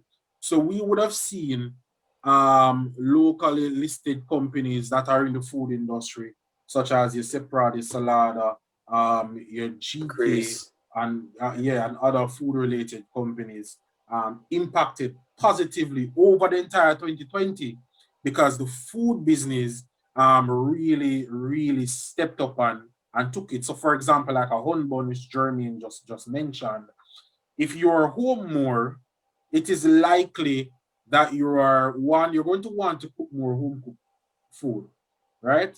Or well, that's my experience, right? You guys can tell me your experience. So you go buy more of your Jamaica broilers chicken. You go buy more seasoning, etc. And so the supermarket are the companies that would have been exposed to supermarket, to the supermarkets like GK itself. GK owns Hilo. Price Mart is not listed in Jamaica. It's listed abroad. Julian can remember where, I believe it's in the US. Would have also been it's on the US market. Yeah, actually, our market does very well for them, and we can see that on Radiant Road. Yeah, man. Anytime price. I saw people were there as early as 5 o'clock last week. Whatever time they change it to, they're gonna be in there. Boy. Literally. Yeah. So the consumer staples did very well over 2020 generally. Now, looking into 2021 now and 2022, 23, when the effects of COVID, the restrictions are likely to be reduced, how will these consumer staples perform going forward? Is it that they will continue on that high or stay up there, or will they kind of come back down to normalcy? Well, what do you guys think? On the chart of itself, and I think it's a shift. that might happen. So your consumer staples, there might be a shift from consumer staples. Actually, what I personally think is going to happen once we come out of the other side of COVID is that Jamaica is just going to go crazy. What does that mean? That means everybody's going to get out. They're going to start going to everything. They're going to be parties. They're going to be restaurants. It's going to be nuts. So what would happen technically is, well, consumer staples in terms of home purchases might drop a little bit more, but at the same time, it is just a shift. It's going to go from consumer staples over to communication and entertainment, and your tourism section there. I think primarily communication, entertainment, I should say, is going to be the bigger winner coming out of COVID, because everybody's hold up can't really go. And as I said, because we are an interactive social population, we crave that, we need it back. So that's how I see it. You know, That means what it's I a major tailwind for Cinco. I know that's Simon. Yeah, I was just going to mention that at the top of the crisis, I would have probably put Wisynco in consumer staples, probably, even though it's really a distribution and manufacturing company. But over the crisis, I realized that a lot of these entertainment things that we're not keeping, people were not drinking their can water. Nobody was mixing their boom with the boom as the chaser. A lot of these the water we just sell at the party, the water where people throw on each other at carnival, buckle, etc., were not being sold. So Wisynco was not that great linkages for there you 2020. Yeah, and then you have to remember that schools are closed, so the school canteens that would have taken the water, that would dry up as well. Schools, including like colleges as well. You know. That's right. Yeah. No, but you're even right, because I'm tired of cooking. I don't know if anybody else is tired. I'm tired of cooking. So the second that people can go out and start eating at restaurants again, people are just Lisa, that's not specific to the pandemic. You did tired before. Anyway, can just go on. What is your man know about my business though? What is your man know about my life? Wait. I think what we can generally look on in is how has COVID changed consumer behavior, and how will vaccination change, or will COVID going away change the behavior that we've adopted thus far, or bring it back to normal, or will it just continue? You know, so for example, sorry, Jeremy. Yeah, so I'm gonna say what my assessment is, and this is just my assessment here, I may be wrong. I think because of the pace at which things are happening, there is going to be an adjustment. There are some things that we will grow accustomed to, but for the most part, I think as some of the other guys have said, everybody's kind of I think a fair amount of people still waiting for normal. And so what I watch in terms of my investments, I'm watching the vaccination rollout, because that gives me an idea as to when there'll be some sort of normalcy. And normalcy in the sense of looking at the financial industry, because as we know, that was a big barometer for the health of the stock market. So if you look at it, all of the financial stocks are still more or less depressed in terms of price. There are industries that are doing well, in spite of, because there's always a sort of catalyst for some stocks doing better than others. The pandemic favors those that are like mail pack or the consumer staples that we're mentioning. But I would just kind of treat with my investments to look at the things that will impact the industries that you are invested in. So if you're invested in real estate, you want to look at that sector, what impacts it, what are the things that may bring it to some sort of normalcy. I think all of the numbers that we're seeing, so for example, let's take the GK that we said did really well in spite of the pandemic. I guess the question for the companies doing well now is, will they continue to do the same the same, kind of benchmark as we come out of the pandemic?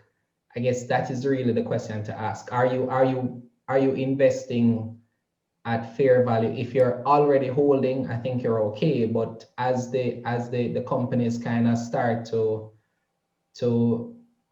kind of increase in price, would it be a good time to buy now or buy later? Is kind of the question that you may want to ask yourself.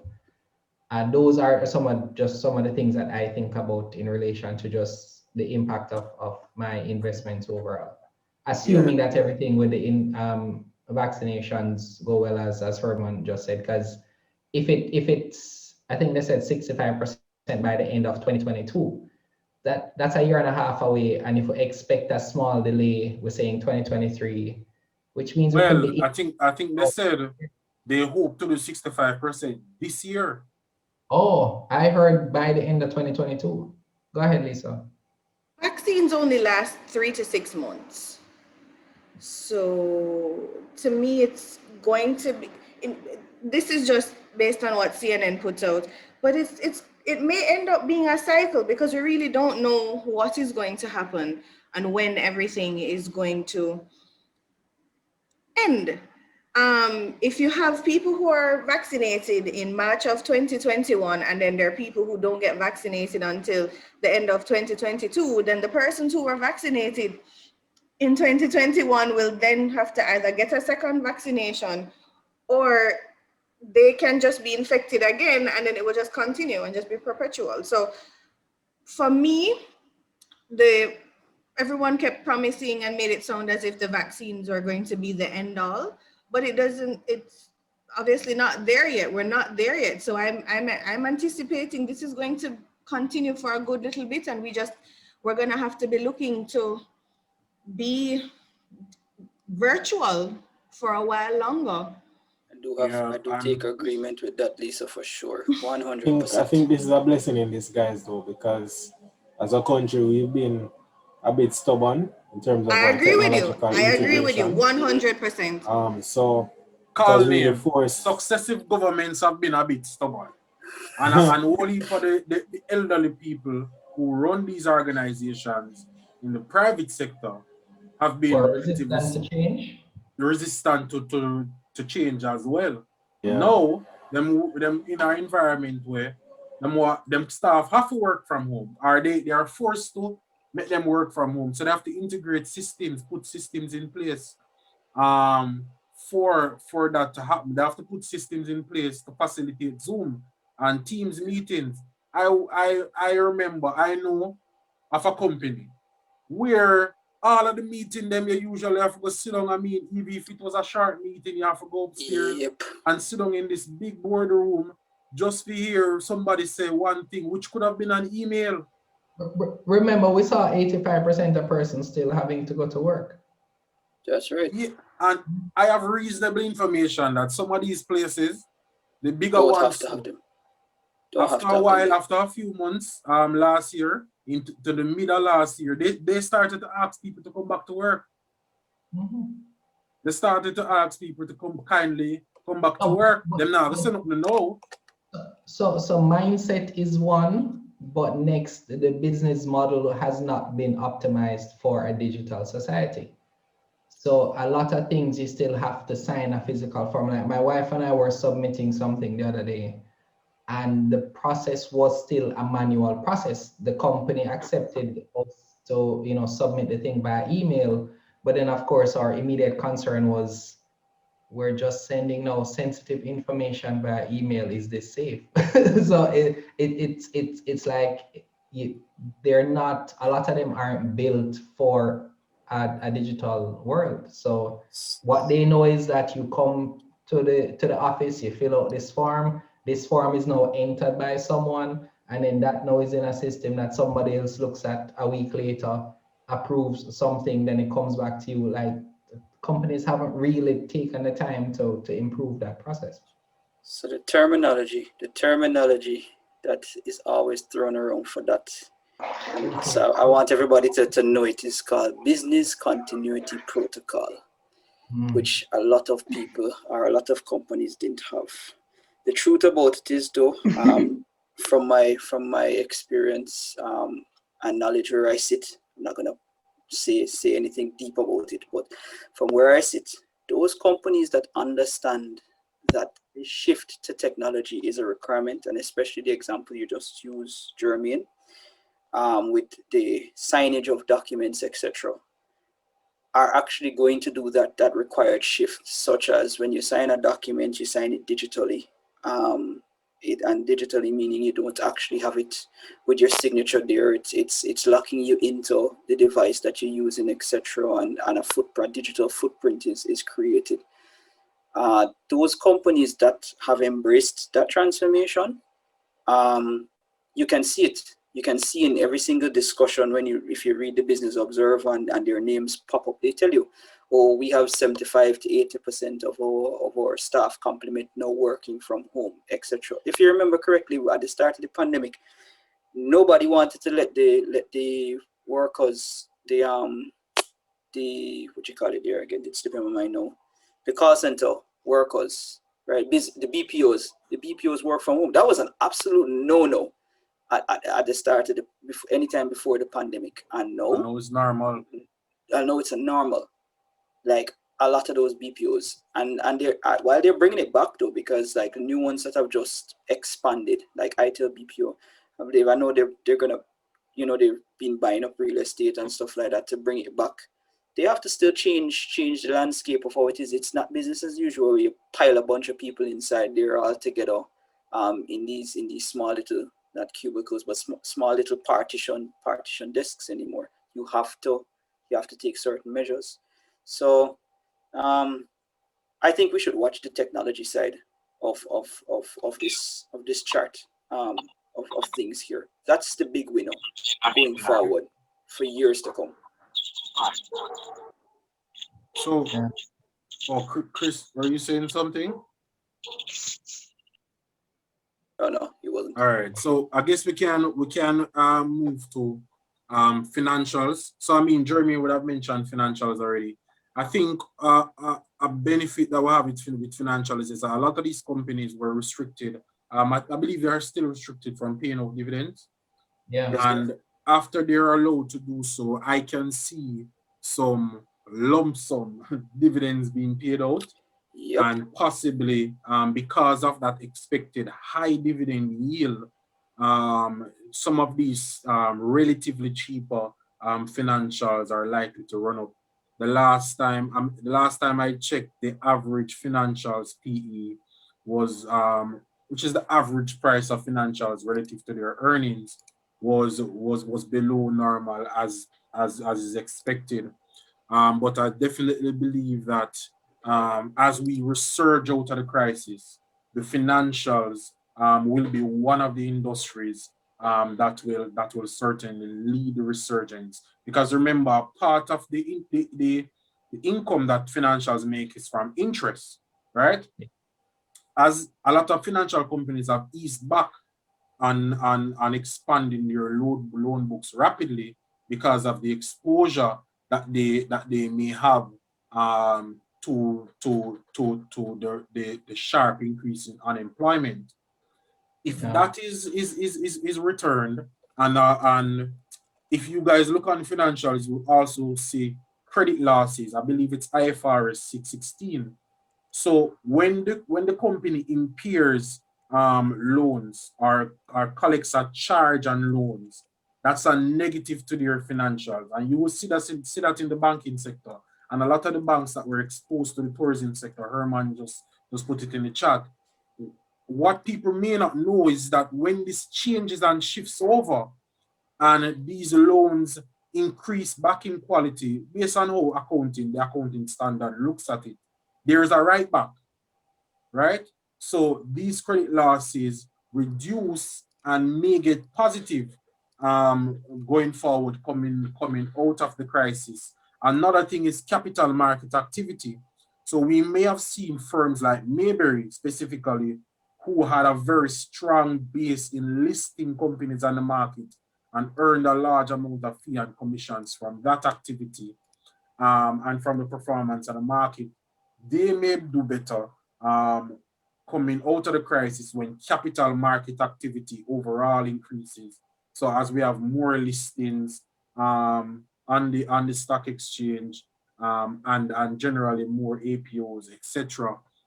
Yeah. So I think that's a point to look at for financials, and we have to look at the exposures that financials have too. So like a JMB has an exposure to Sagicor. Sagicor Financial Corp, which owns all the different Sagicors around the world, would not have performed the best last year. And as such, however, coming out of last year and into this year and going forward is likely to perform better. What they get from that may accrue down to their income.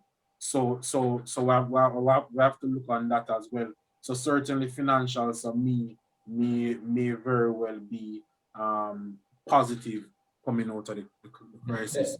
The point I thought about adding here, Simon, and it kind of applies across the board, just as how companies have to figure out how to optimize their model for business now in the pandemic. I think as investors, we need to kind of make a determination whether or not the strategy we had post-COVID can still hold. Because I know a lot of people are probably, if you're waiting for normal to come back for your investments to recover, remember we spoke about, a possible year or 2 years from now for things to be quote unquote normal. It may be worth, kind of adapting that strategy to the current climate. Now, if you're like Chike and you just kind of, buy and hold forever and you don't worry about it, if that's your kind of investor profile, then you're fine. But you may want to kind of look at your overall strategy and ensure that you are positioned at least in the companies that are optimized for this climate. Not saying you do a complete from where you were before, but your investment decision should be based on the climate in which you're investing. So it can't mean that you're invested based on what was happening pre-COVID when you're dealing with COVID right now. So all the companies you're invested in, their results is based on how they perform in COVID. So just bear that in mind. Yeah, that's true.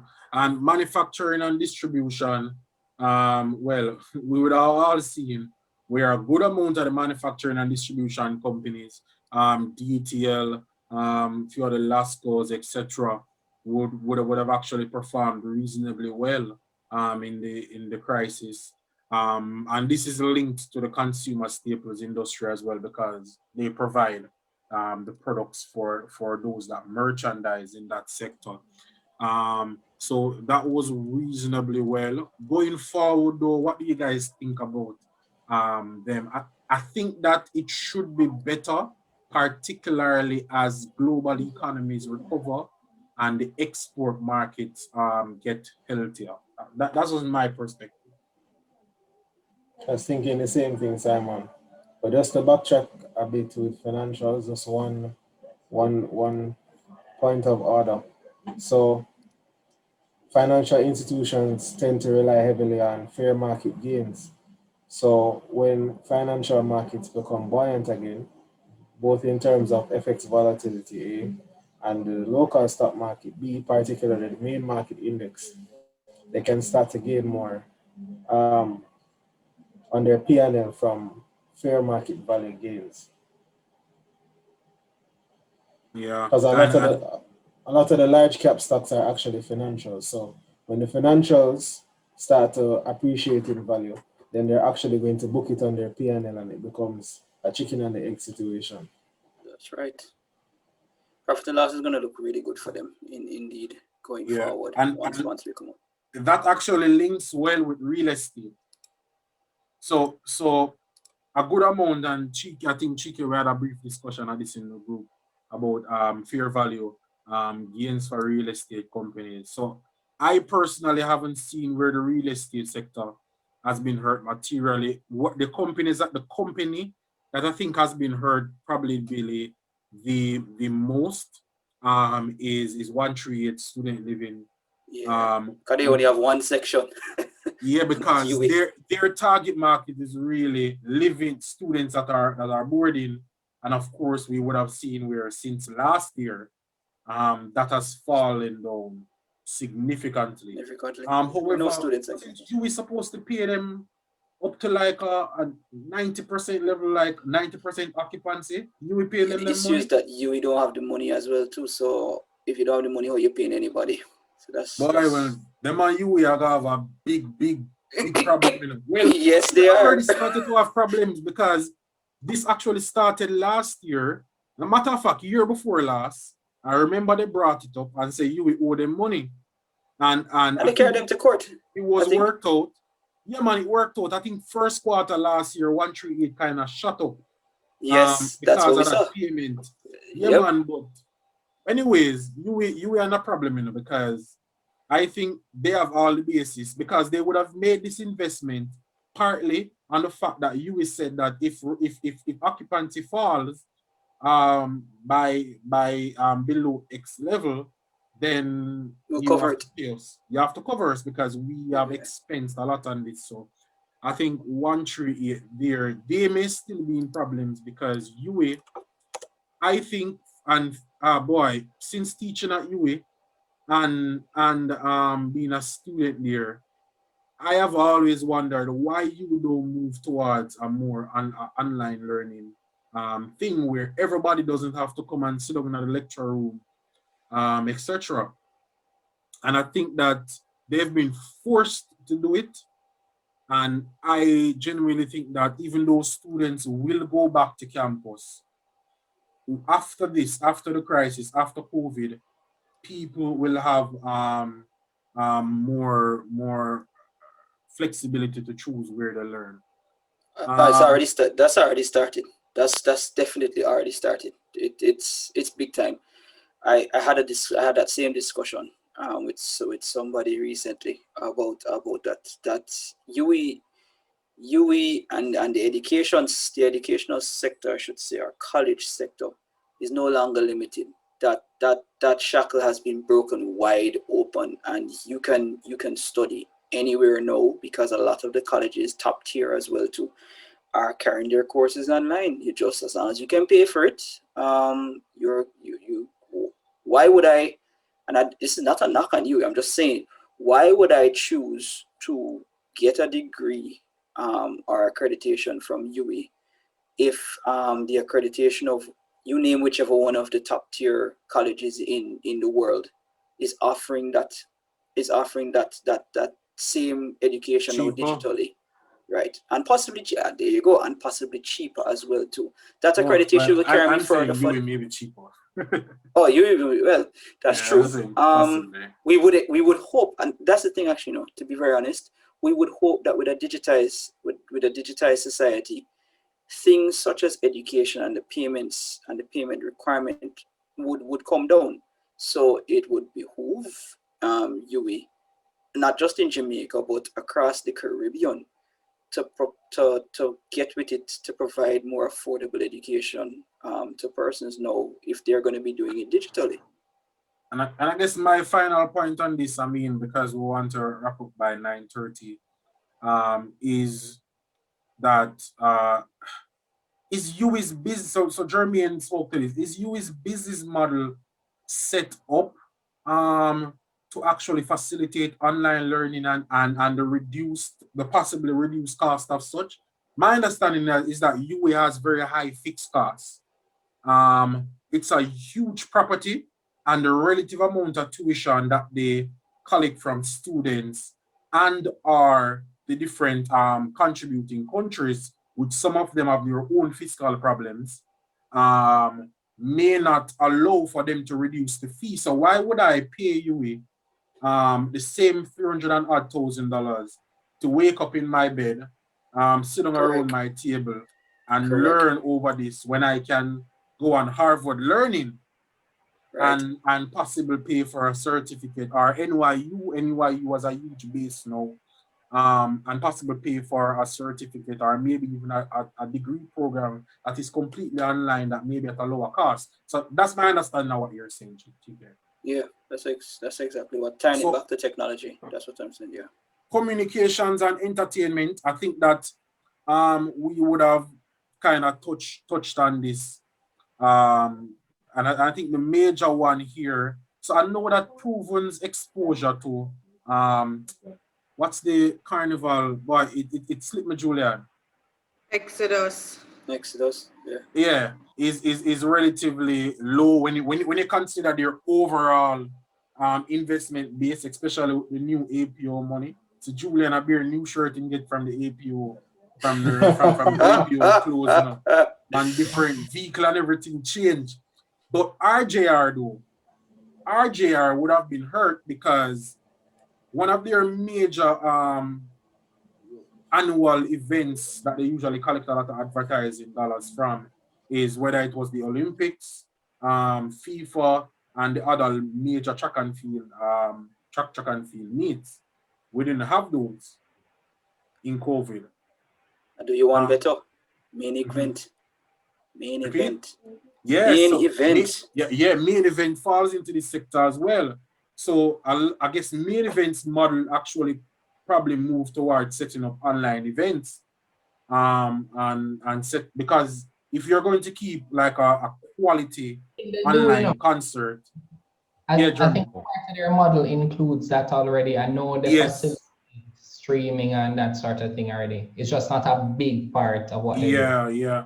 So they would have probably started to shift more to that model now. Yeah, but coming in a recovery, main events and RJR will likely benefit going forward. Now for RJR, I would actually time it around the sporting events. So when is the Japan Olympics going to be kept again? Let me check. Because it was supposed to. Is it July? It was this year, right? Yes. Yeah, man. July, the Tokyo Olympics, July 2021. Yes, no, a majority of Jamaicans wouldn't have gone to Japan to the stadium anyway. So technically, we will be consuming this event the same way that we usually consume it, which is over the television. If this happens and the event is quality, because I hear Tokyo planning a bag of things for the first Olympics. So what I see here is that RGR will probably still benefit from the high advertising base here. Advertising income that they're supposed to get. Well, if they have the contract for it, I think. Yeah, that's it. Yeah. Herman is saying that he thinks it will be streamed. Well, he hopes the stream Flow can manage. Well, they usually try to manage, but what Flow does, what I think the contract does, it limits everything straight to RJR. So you have to watch it on local TV or a super premium channel. No, utilities and renewables. The first company to come to my mind is Wigton. So Wigton seems to have done well in the crisis. Well, not terribly. Their stock price not reflecting it though. That's good. By the way, that's good. Exactly. That's all I'm saying. Yeah, it's probably a good thing. Probably there's some value there. So these stocks are utilities tend to be usually resilient in a crisis, you know, because I mean you don't really use materially less electricity and water. Somebody said, what about the solar farm? Well, I don't know where that stands. All I know is that those who hold, and I think it's only government though, but those who hold that JPS 9.5%, but preference share, man, they've done well. Yeah, that's some solid income. That's some solid income. Herman is talking about MPC. So I didn't look on MPC's financials, but I would hope that MPC is also performing alongside, because they also sell energy to JPS as well.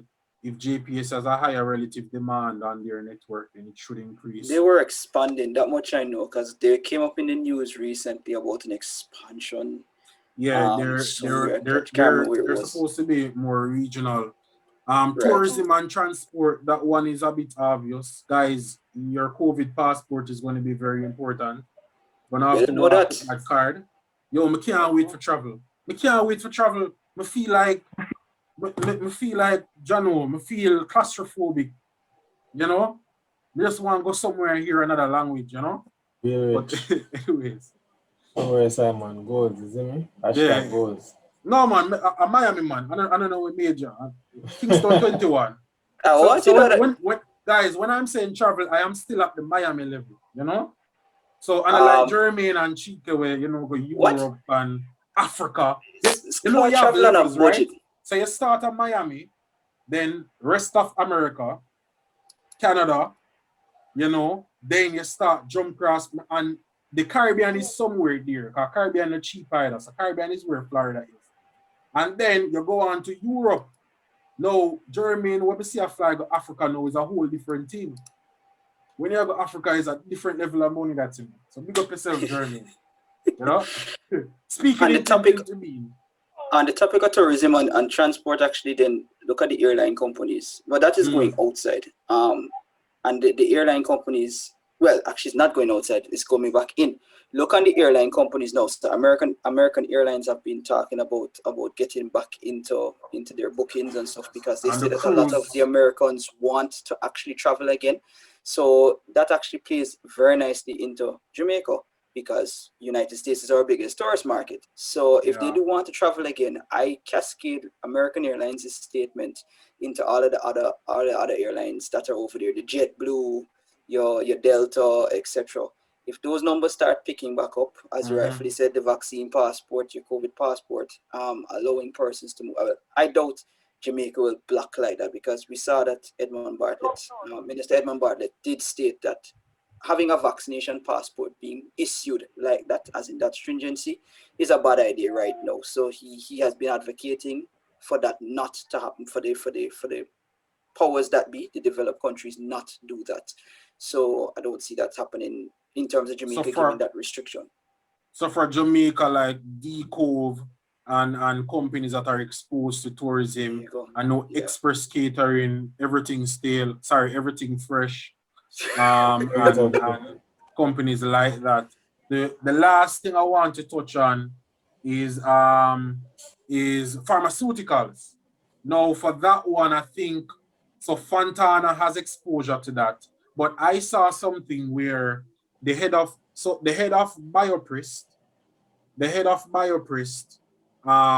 is also the head of Chicken knows this very well. Also the head of Indies Pharmaceutical. Yeah, but they got the head of Biopress. They got some contract or something to distribute AstraZeneca. So they did their deal with the company called Bharat Biotech, and that is for the Covaxin vaccine. It's done in small quantity in India, but it's one of the ones that was actually set as emergency use over in India. And basically, they stated that a lot of countries have lined up to purchase it. So what they've entered into an agreement with the company to basically buy consignment and have it put down. And they have basically spoken to the government to say, listen, you guys need to jump on this, even though, unfortunately, though, it's not approved as yet. But their expectation is that it is going to be approved because it has the level of efficacy just the same way. So if that's that is something approved, actually.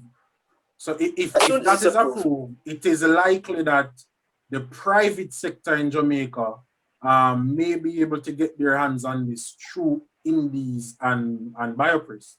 Indeed, that's what I've always seen that we were discussing the whole time, and it looked like it might just come to pass. Indeed, they did what I expected them to do as the company that they are. And I always tell people that if I had access to pay for the vaccine, I probably would pay for it, and many others would probably pay for it just to have the convenience, because soon you won't be able to travel without being able to show that you're vaccinated. But anyway, guys, that's our presentation for today, and I'll hand over to Lisa. Well, thank you, Simon. I really don't have much to add. That was a fantastic presentation, and I feel like everybody who is on this call who has been here participating is very grateful for your breakdown. So thank you very much. And yeah, I think we can wrap up from here. It'll be up on your YouTube page. And I think we can link it on ours. Can we, Jermaine, link it on our page? That So will we'll be have it. confirmed, but you definitely want to go over to YouTube and subscribe to Socks on the Rocks right now. Just posted the link again. And we will figure out whether or not it will be cross-posted after, but it will definitely be on Socks on the Rocks. If you have, questions or comments after, you'll definitely rewatch to get anything you might have missed. And yeah, it would be greatly appreciated by both Stocks and Rocks and us if you kind of share your feedback, on social media, tagging us, letting others know, that we're here and that we're doing this work and that, everybody can benefit. Yeah, and what we might probably do, guys, is I might start a space soon. That is on this slide that is so we can probably expand the discussions because Shike, I see you getting a lot of tackles about in these pharma. So I'm sure you'd want to flesh that out. All right, guys. Thanks again. Really appreciate Thanks, it. everyone. Fun discussion, guys. Yeah, man. Always. All right, guys. Take care. Guys.